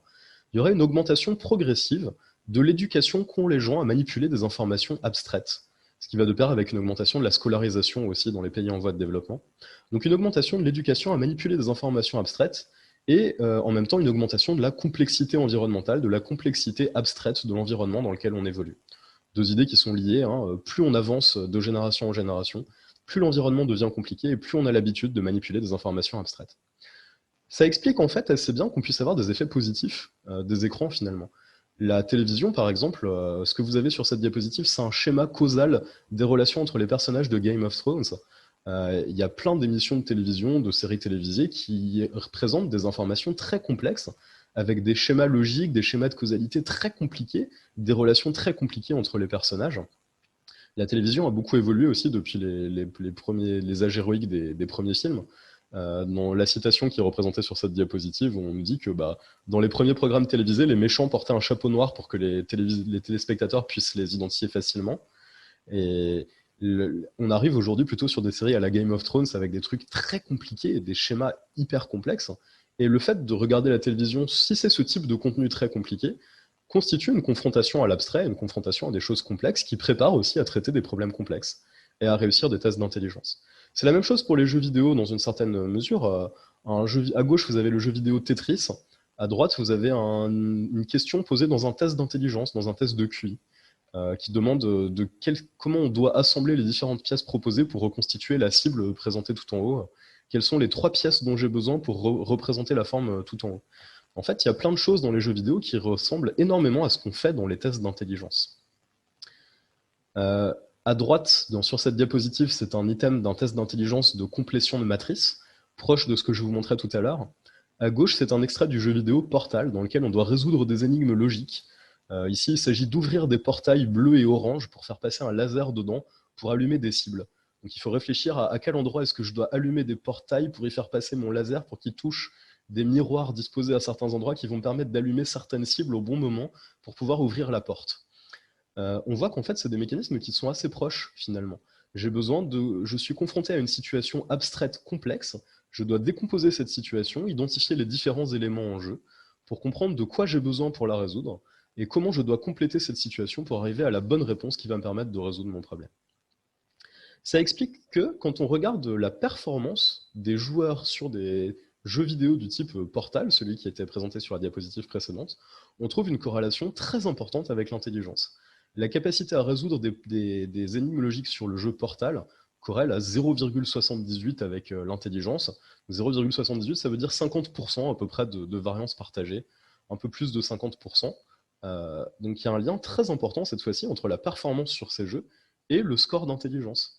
Ce qui explique que les psychologues s'intéressent de plus en plus à développer des mesures de l'intelligence par l'intermédiaire de jeux vidéo. C'est assez logique finalement qu'on trouve du coup un effet bénéfique des écrans sur certaines aptitudes cognitives. En fait, c'est une forme d'entraînement d'une certaine façon. C'est très proche, ce qu'on trouve dans les jeux vidéo, de ce qu'on utilise en psychologie pour la remédiation cognitive. Après une lésion cérébrale, par exemple, on peut vous proposer de la remédiation cognitive. On va vous faire des petits exercices cognitifs pour vous réentraîner, pour réentraîner vos fonctions cognitives. Et les jeux vidéo sont extrêmement proches de ce qu'on utilise en psychologie pour la remédiation cognitive post-lésion cérébrale. C'est proche de la remédiation cognitive, sauf que contrairement aux exercices de remédiation cognitive qu'on utilise à l'hôpital, c'est des exercices dans lesquels les gens s'engagent volontairement, 2 heures par jour, en étant contents de le faire, et ça les amuse.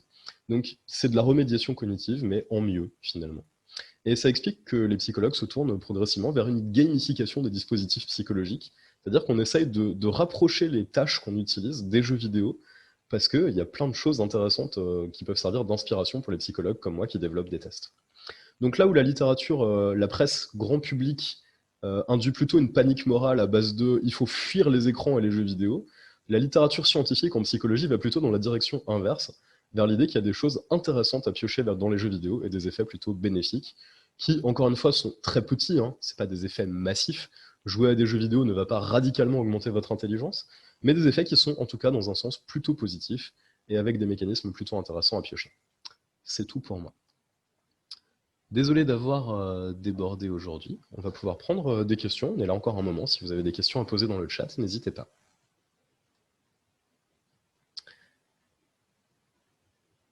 Alors, qu'est-ce qu'on a comme questions qui sont apparues pendant ma présentation? Pourquoi est-ce que l'étude sur le déclin de l'intelligence a eu autant de relais? Eh bien, tout simplement parce que ça fait du clic, effectivement, parce que c'est une étude qui fait parler, qui fait vendre des journaux. C'est beaucoup plus sexy de publier un article de presse sur l'intelligence s'effondre en France et c'est une catastrophe que sur, en fait, c'est une étude de qualité catastrophique faite par des racistes et sexistes qui n'a aucun intérêt, qui est sur un échantillon de qualité très médiocre. Donc c'est vraiment une question de qu'est-ce que la presse grand public a envie de relayer ici, plus qu'une question de que dit la littérature scientifique. Mais la littérature en parallèle est parfaitement consensuelle sur le fait qu'il n'existe pas de déclin de l'intelligence. Ces auteurs sont marginalisés dans la littérature scientifique. Tout le monde sait que leurs travaux n'ont pas d'intérêt particulier et sont d'une qualité méthodologique catastrophique. C'est un secret de polichinelle chez les chercheurs. C'est juste la presse grand public qui les relaie. Qu'est-ce qui nous reste? Comment expliquer le ralentissement de l'effet Flynn selon le développement des pays? C'est probablement un mélange de causes. Les gains liés à l'amélioration de la nutrition avec le temps se tassent, par exemple. Les gains liés à l'éducation aussi. En France, il n'y a pas eu énormément d'amélioration de la qualité nutritionnelle entre 1980 et 2020, et pas énormément d'amélioration de l'éducation non plus. Donc ces facteurs environnementaux qui expliquaient la pleine amélioration ont tendance à ralentir dans nos pays, alors que l'amélioration de la nutrition et de l'éducation sont encore en train de jouer à pleine vitesse dans les pays africains sur lesquels Richard Lynn aime bien taper pour dire qu'ils sont très bêtes.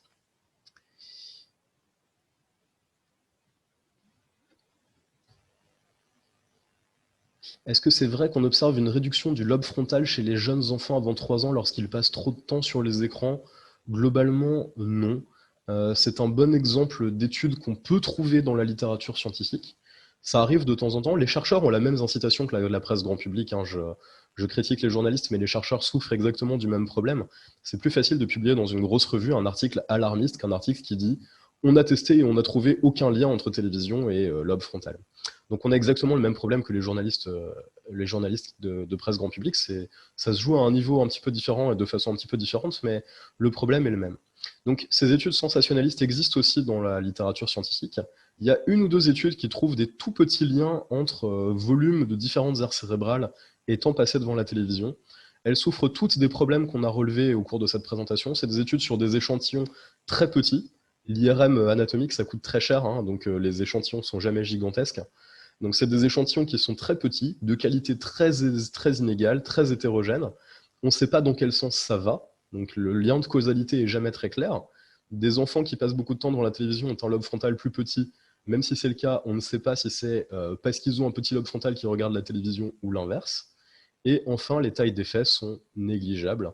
Vous allez peut-être trouver une réduction de 1% du volume du lobe frontal dans une étude ou dans une autre, mais c'est toujours des associations qui sont extrêmement proches de zéro. Il faut vraiment faire la différence ici entre un effet significatif et un effet intéressant. Un effet peut être significatif, donc significativement au-dessus de zéro, différent de zéro, différent du hasard, mais n'avoir aucune importance substantielle. C'est l'exemple de Séverine de tout à l'heure avec les patates, la dépression et les écrans. Les patates ont aussi un lien statistique avec les écrans, mais qui est négligeable. Il est différent de zéro, mais il est tellement proche de zéro qu'il n'a aucune importance pratique. Et ça ne doit pas plus nous conduire à arrêter de manger des patates qu'à arrêter de regarder la télévision.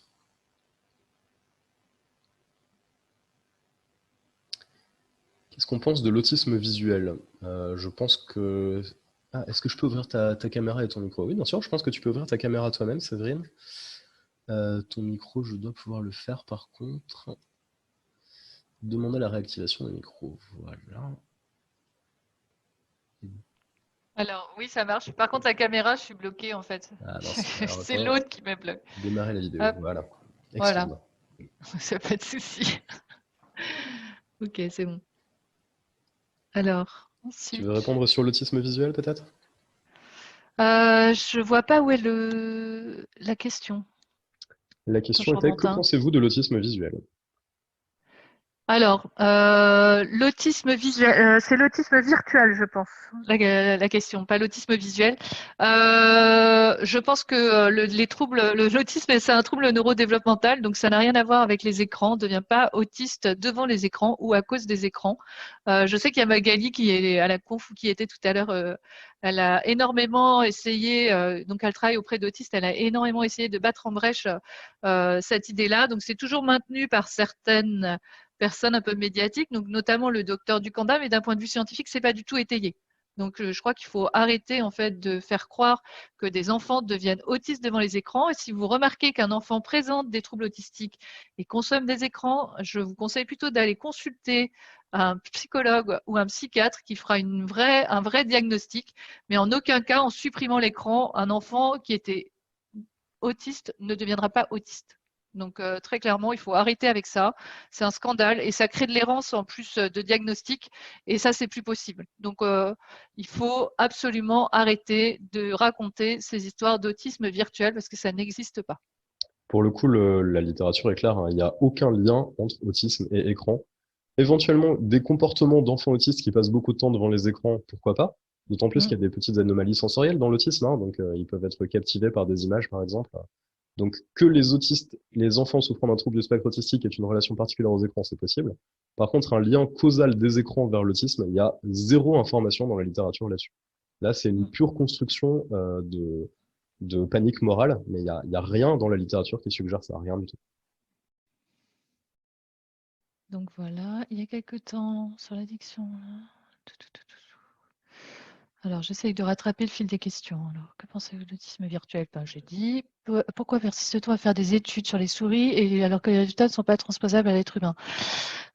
Alors, tout dépend le sujet, parce qu'en neurosciences, on fait des études sur les souris, sur la mémoire, et là, on a en fait des résultats qui sont tout à fait intéressants pour essayer de comprendre le phénomène de mémorisation et également en fait les phénomènes d'oubli. Ça, c'est une chose.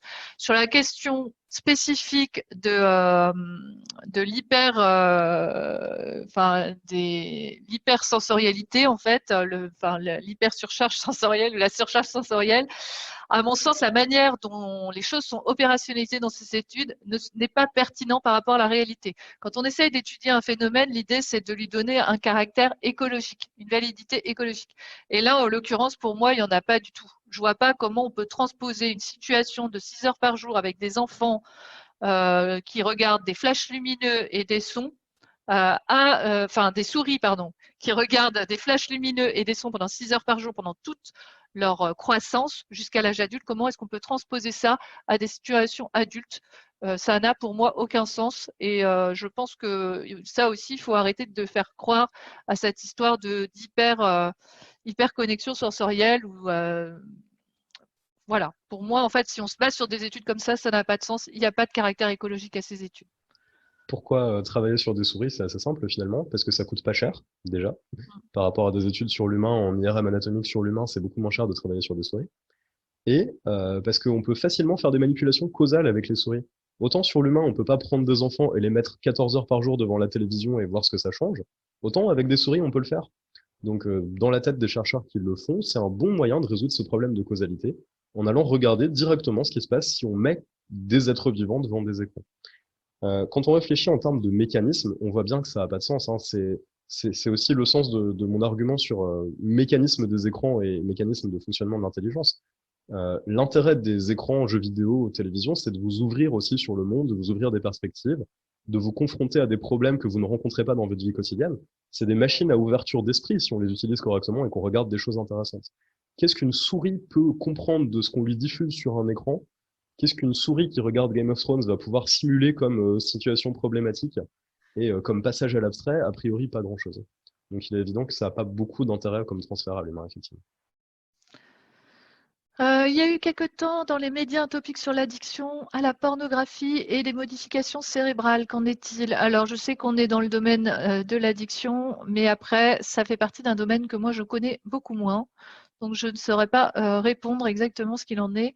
Ça, c'est plutôt une question à poser à un psychiatre qui travaille en addicto. Voilà. Ouais, bah sensiblement la même réponse que pour le reste, hein. On va trouver des toutes petites corrélations dans des études en neuroimagerie qui sont sur des tout petits échantillons avec des qualités méthodologiques très faibles. Donc on retrouve le set habituel de échantillons petits et pas terribles, qualité méthodologique très faible. C'est une corrélation, donc on ne sait pas dans quel sens va la causalité, et la taille des faits est proche de zéro, avec des différences de l'ordre de 1%, 2% de volume à droite et à gauche. Donc, sensiblement pareil, pas de raison de s'alarmer globalement. Alors, après, j'assiste à vos deux présentations après avoir lu Démurger. Me voici avec des points de vue différents. Comment vous positionnez-vous par rapport à lui? Êtes-vous totalement en désaccord? Oui. Pourquoi? Parce que sur l'approche en fait de l'analyse de la littérature de Démurger, on est clairement sur un livre qui est en fait soumis au biais de confirmation pour moi. L'idée en fait, c'est qu'il va sélectionner et lire avec un prisme très négatif chacune des études, sans forcément regarder certains aspects méthodologiques et dans l'idée de démontrer que de toute manière les écrans vont créer en fait des générations de crétins décérébrés. Il faut rappeler que Monsieur Démurger, à la base, en fait, c'est un neuroscientifique, mais que neuroscientifique, il a travaillé essentiellement, je crois, sur les neurones moteurs, donc pas du tout en fait sur les questions de développement cognitif ou sur le développement du langage. Et par ailleurs, il a d'autres ouvrages sur, par exemple, maigrir. Plus rapidement avec le système de la récompense. Et puis là, en fait, il se sent lanceur d'alerte sur la question des écrans aujourd'hui. Et donc, son idée, c'est de montrer que nos enfants sont en danger. Mon point de vue, mais qui est celui, je pense, de Corentin et celui de plusieurs collègues en fait dans le domaine de la psychologie cognitive, parce que moi je vais parler que pour eux, c'est plutôt de dire que, en fait, ce livre-là, on pense que la manière dont c'est construit et c'est fait, c'est pas très bonne manière. Si vous voulez vraiment quelque chose, une littérature qui soit nuancée, où les gens ont bien lu les articles correctement et qui ne soient pas dans l'idée de démontrer un point de vue par rapport à un autre, je vous conseille plutôt de lire le livre de Bruno Rocher et Lucille Pailledra, j'espère que j'écorche pas trop son nom, ou de lire le livre de Nicolas Poirel, ou de lire simplement le rapport qui est gratuit et en ligne de l'HCSP sur les écrans. Et là, en fait, vous avez un point de vue beaucoup plus nuancé et une recherche aussi d'articles qui est beaucoup plus correcte d'un point de vue scientifique parce que tout est mis en fait dedans, les bons, les mauvais, tout est pesé, analysé. Mais je vous Je dirais, déconseille formellement le bouquin de Démurger, pour être tout à fait honnête. alors, je dirais que la littérature est quand même vachement plus du côté de ce qu'on vous a présenté aujourd'hui que du livre de notre collègue Monsieur Démurger. Est-ce qu'on est totalement en désaccord? En fait, c'est en partie une question de présentation. C'est-à-dire que dans ce qu'on vient de vous présenter avec Séverine, on trouve dans la littérature quelques corrélations négatives entre télévision et intelligence, par exemple. Donc, si vous regardez juste la dernière phrase de l'étude sur la télévision dont je vous présentais le graphique tout à l'heure, on trouve un lien négatif entre télévision et intelligence. C'est vrai. Ce qui change, c'est comment on le présente. Il manque la dernière phrase, mais la qualité méthodologique de l'étude est très faible. L'échantillon, c'est des enfants de 5 ans à 18 ans, donc totalement hétérogènes. C'est une étude corrélationnelle, donc on ne sait pas dans quel sens est la causalité. Et certes, il y a un lien, mais il y a un lien à hauteur de 2%. Si vous regardez 12 fois plus la télévision, vous avez une baisse de 2% de l'intelligence. Personnellement, c'est pas ça qui va me faire radicalement changer mes habitudes de consommation. Donc, le constat qu'il peut y avoir un lien négatif, on le partage. La présentation et l'interprétation qu'on en donne est assez différente, par contre. Alors, je redemande quel est le rapport entre le risque de troubles et les familles monoparentales. Alors, en fait, il y a une littérature qui essaye de comprendre un petit peu les déterminants des usages problématiques et parmi ces déterminants, en fait, il y a possible, donc à risque, c'est les familles monoparentales. Après, ça s'explique très bien, c'est-à-dire que quand on est parent solo, parfois c'est difficile en fait de gérer tout à la maison et probablement en fait que les enfants, c'est pas qu'ils sont moins bien éduqués, c'est que parfois on a besoin d'avoir du temps pour faire autre chose et donc ils sont peut-être un peu plus longtemps devant les écrans, ce qui les met un peu plus à risque. Mais en aucun cas, après, il faut se dire que parce qu'on est famille monoparentale, on est des moins bons parents que les autres parents. C'est pas ça. C'est juste essayer de comprendre en fait qu'est-ce qui va déterminer des consommations excessives d'écran ou des usages problématiques des écrans. La métaphore du poisson rouge n'est sûrement pas de mise, surtout qu'elle bénéficie visuellement pas d'un appui scientifique avéré. Cependant, ne serait-il pas possible que le numérique ait une influence à long terme sur notre manière de fonctionner et notamment nos capacités mnésiques, dans le sens où nous déléguons de plus en plus de tâches à la technologie? Alors, sur la question en fait du numérique, il y a quand même, comme je vous le disais, il y a l'étude de Moissala en 2016 qui montre que plus on va avoir tendance à multitasker d'un point de vue multimédia et plus on va être distractible. Donc il y a bien en fait un impact léger du numérique de ce point de vue-là. Après, comme je vous le disais, tout est, comme le disait très bien Corentin, tout est question en fait de présentation.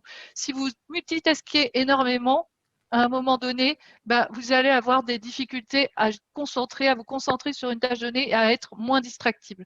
Si vous le faites moins, en tout cas, normalement, vous devriez être moins facile à déconcentrer. Par contre, votre empan d'attention n'est pas en fait de 8. C'est simplement ça.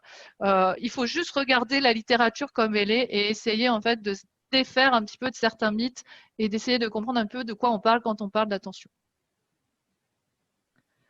Impact des écrans, système de récompense, des études. Ok. Impact des écrans sur le système et le circuit de la récompense. Est-ce qu'il y a des études?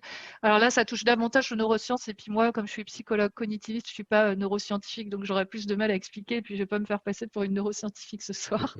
Donc je ne vais pas me lancer là-dedans. Je ne sais pas. C'est un peu moins ma littérature aussi, donc je ne vais pas me hasarder à répondre. Quelqu'un nous interroge sur les travaux de Jean-Philippe Lachaud un petit peu plus bas. J'ai tendance à avouer une confiance assez aveugle à ce que dit Jean-Philippe Lachaud, personnellement. J'aurais tendance à penser que c'est probablement de bonne qualité par défaut, mais je ne sais pas exactement le contenu de cette étude. Alors ensuite, je redescends. Ça ressemble à une commande, le livre de Démurger. J'en sais rien. Je ne sais pas. Je ne veux pas le savoir. Voilà. Je relance ma question. Mais savez-vous pourquoi chez les orthophonistes, on semble apprendre que les écrans sont mal incarnés? Mauvaise information, culture soignante. Est-ce que tu as une réponse, Corentin, là-dessus? Ce que je ne sais pas. Sur le cas particulier des orthophonistes, c'est un truc qu'on trouve aussi chez les psychologues. Hein. En fac de psychologie, on a aussi des collègues qui enseignent que les écrans sont dangereux et ont un effet délétère. Encore une fois, je pense que c'est beaucoup une question de présentation. On n'a pas forcément beaucoup la culture en psychologie d'aller regarder les tailles des faits. On a ce problème-là de considérer que si c'est significatif, ça existe, et puis voilà. On ne va pas forcément beaucoup se poser la question, par contre, de à quel point est-ce que l'effet est important. Cette question de l'effet est-il différent de 0 versus l'effet est-il suffisamment important et intéressant pour justifier qu'on s'y intéresse, c'est pas une question complètement ancrée, même chez les chercheurs et chez les enseignants.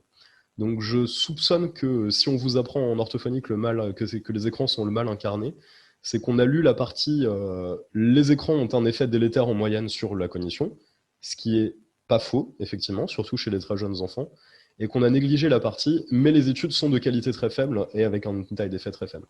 Ça demande aussi plus d'implication parce que les articles, encore une fois, que publient les chercheurs sont faits pour être vendus métaphoriquement, hein, parce qu'on ne touche pas d'argent quand on publie un article, mais sont faits pour être pour qu'on trouve une revue pour les publier. Donc on a intérêt à vendre à marketer nos articles d'une façon qui va pousser la revue à le trouver suffisamment intéressant pour le publier. Et donc, on a intérêt à pas trop s'attarder sur le côté « notre échantillon était pas terrible et c'était juste corrélationnel et la taille d'effet est très faible ». Quand on soumet un article à une revue, on met plus l'accent évidemment sur la partie « on a trouvé un lien négatif entre télévision et intelligence ». Donc c'est aussi de notre faute en tant que chercheur parce qu'on ne présente pas vraiment nos études pour mettre ces aspects-là en lumière. Donc quelqu'un qui enseigne sur la thématique des écrans sans s'être amusé à aller vraiment décortiquer la littérature et qui regarde juste la première phrase ou la dernière phrase de l'article, va avoir la conclusion « on a trouvé un lien négatif ». Donc c'est de notre faute aussi, je pense, en tant que chercheur, sur le fond. La synthèse, alors quelqu'un l'a remis dans le chat, donc c'est parfait.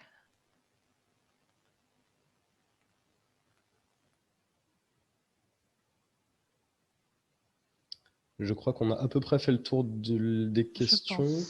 Tu avais une question, Séverine, sur comment peut-on tirer profit des écrans? Les émissions pour enfants dites ludiques seraient-elles plus bénéfiques que la lecture? Pensez-vous qu'il est bon de mettre en place une mise en place des activités aussi bien numériques que physiques? Alors, que peut-on tirer des écrans? Alors, tout dépend en fait de la qualité du contenu qui est proposé. C'est vrai qu'on a tendance à, pendant plusieurs années, notamment en Angleterre, il y a eu cette tendance à se dire on va mettre les enfants devant des programmes éducatifs et donc on les faisait regarder les Teletubbies qui étaient portés comme étant le programme, voilà. Sauf que le problème, c'est que dans les Teletubbies, si vous avez regardé, il y a très peu de langage. Et en fait, c'est pas un bon programme. Et ils s'en sont aperçus en fait au fur et à mesure des années. Ils ont pu remarquer que ce type de programme était plutôt délétère.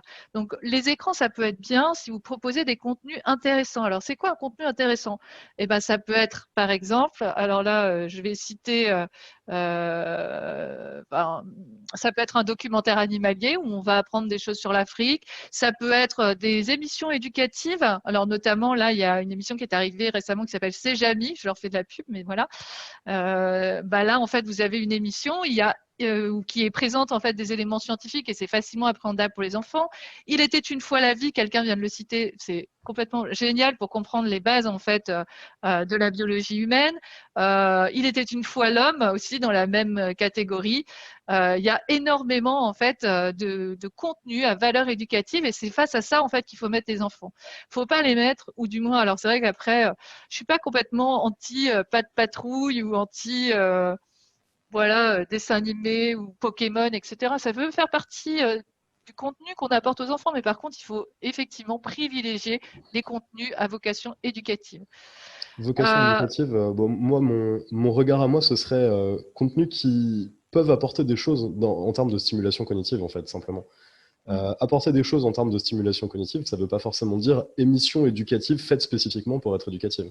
D'ailleurs, tu le dis bien, hein, avec les documentaires animaliers, ça apprend des choses sans être forcément éducatif en tant que tel. Il ne faut pas forcément parler de documentaire, de penser que documentaire non plus. Un dessin animé qui fait voyager, qui fait découvrir des choses, c'est de la stimulation cognitive aussi, c'est une ouverture d'esprit aussi, en fait. C'est un mode de diffusion du contenu, donc tout comme un livre, il y a des livres qui ouvrent l'esprit, et puis il y a des livres qui n'ont pas forcément beaucoup d'intérêt en termes de faire découvrir de nouvelles choses. Mais ça ne veut pas dire qu'il faut aller lire que des manuels de mathématiques. Oui, voilà. Bah, c'est plus dans l'idée de se dire, OK, alors c'est vrai que souvent a été fustigé certains dessins animés, alors que, enfin, en tant que parents, on le fait tous. Enfin, nos gamins réclament la patte patrouille, on leur met la patte patrouille. C'est pas fondamentalement grave du moment qu'ils y passent pas la journée entière et que ça peut être assimilé avec plein d'autres choses. Alors, je suis désolée, on voyage pas trop dans la patte patrouille. On voyage pas. On retient les noms des petits chiens à la rigueur, on regarde les histoires, mais bon, c'est toujours un peu construit pareil. Mais ça fait partie, le dessin animé en soi, le côté récréatif n'est pas négatif s'il est contrebalancé par autre chose. Et ce qui compte le plus, c'est pas tant en fait de se dire je vais mettre mon enfant vers des contenus éducatifs d'écran ou vers des contenus. Ce qui va compter à la fin de la journée, c'est la pluralité des activités. Vous pouvez faire un dessin animé récréatif, après, vous dites, tiens, j'ai regardé une émission scientifique un peu rigolote pour les enfants. Et puis ensuite, bah, vous faites une sortie au parc, une journée en skate ou autre chose. Enfin, l'important, c'est qu'à la fin de la journée, en fait, l'enfant, il ait développé son cerveau avec plein d'activités. Notre cerveau, il est plastique, en fait, et le cerveau de l'enfant encore plus. Et en fait, il faut qu'il rencontre et qu'il se confronte à plein de choses. Un livre, en fait, va l'aider à imaginer plein de choses. Le fait de faire du skate va l'aider à développer les aspects moteurs. Regarder un dessin animé va le détendre. Regarder une émission scientifique, il va apprendre des choses. Voilà, l'important, c'est la pluralité, en fait, des activités. Et Alors, pas les vidéos d'Aberkan. sur le cas particulier de la patte patrouille, je confesse mon absence totale d'expertise sur la patte patrouille, mais quand on pense faire voyager, stimulation cognitive, ouvrir l'esprit, même dans des dessins animés très procéduraux, en fait, il y a une littérature dont j'ai pas parlé parce qu'on sort un peu de l'aspect cognitif, mais il y a un développement du jugement moral qui est possible. Il y a une confrontation à des situations morales. Est-ce que c'est bien de voler?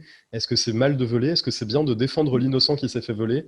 Je sais pas ce que fait la patte patrouille exactement, hein, mais si la patte patrouille, c'est des petits chiens qui vont retrouver ton portefeuille que tu as perdu, bah, c'est plutôt positif et tu as une ouverture Oui, il y d'esprit a sur des... le champ moral. Et il y a une littérature aussi là-dessus sur les effets bénéfiques des dessins animés et de la télévision sur le développement moral.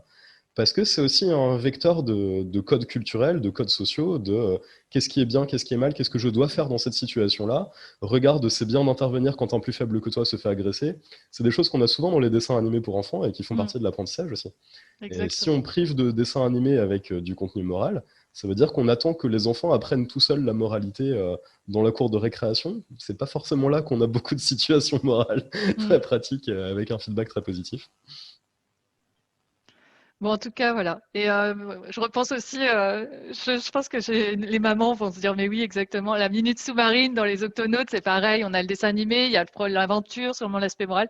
Et à la fin, il y a toujours la petite explication d'un animal de l'océan. Et en fait, on apprend des choses. Donc ça, c'est super. Et je me souviens que dans le temps, on avait ça. C'était sur les cités d'or. Je sais pas si tu te souviens, toi. Mais à la fin, on avait toujours cette partie documentaire Mm. et tout. C'était super bien. On apprenait plein de choses. Et oui, c'est ça, les mystérieuses cités d'or. Générique des mystérieuses cités d'or dans la tête pour le restant de la soirée maintenant. Désolée. Bien, je crois qu'on a fait le tour des questions pour aujourd'hui. Voilà, je pense Je que vais c'est couper bon. l'enregistrement et souhaiter une bonne soirée à ceux qui nous écoutent.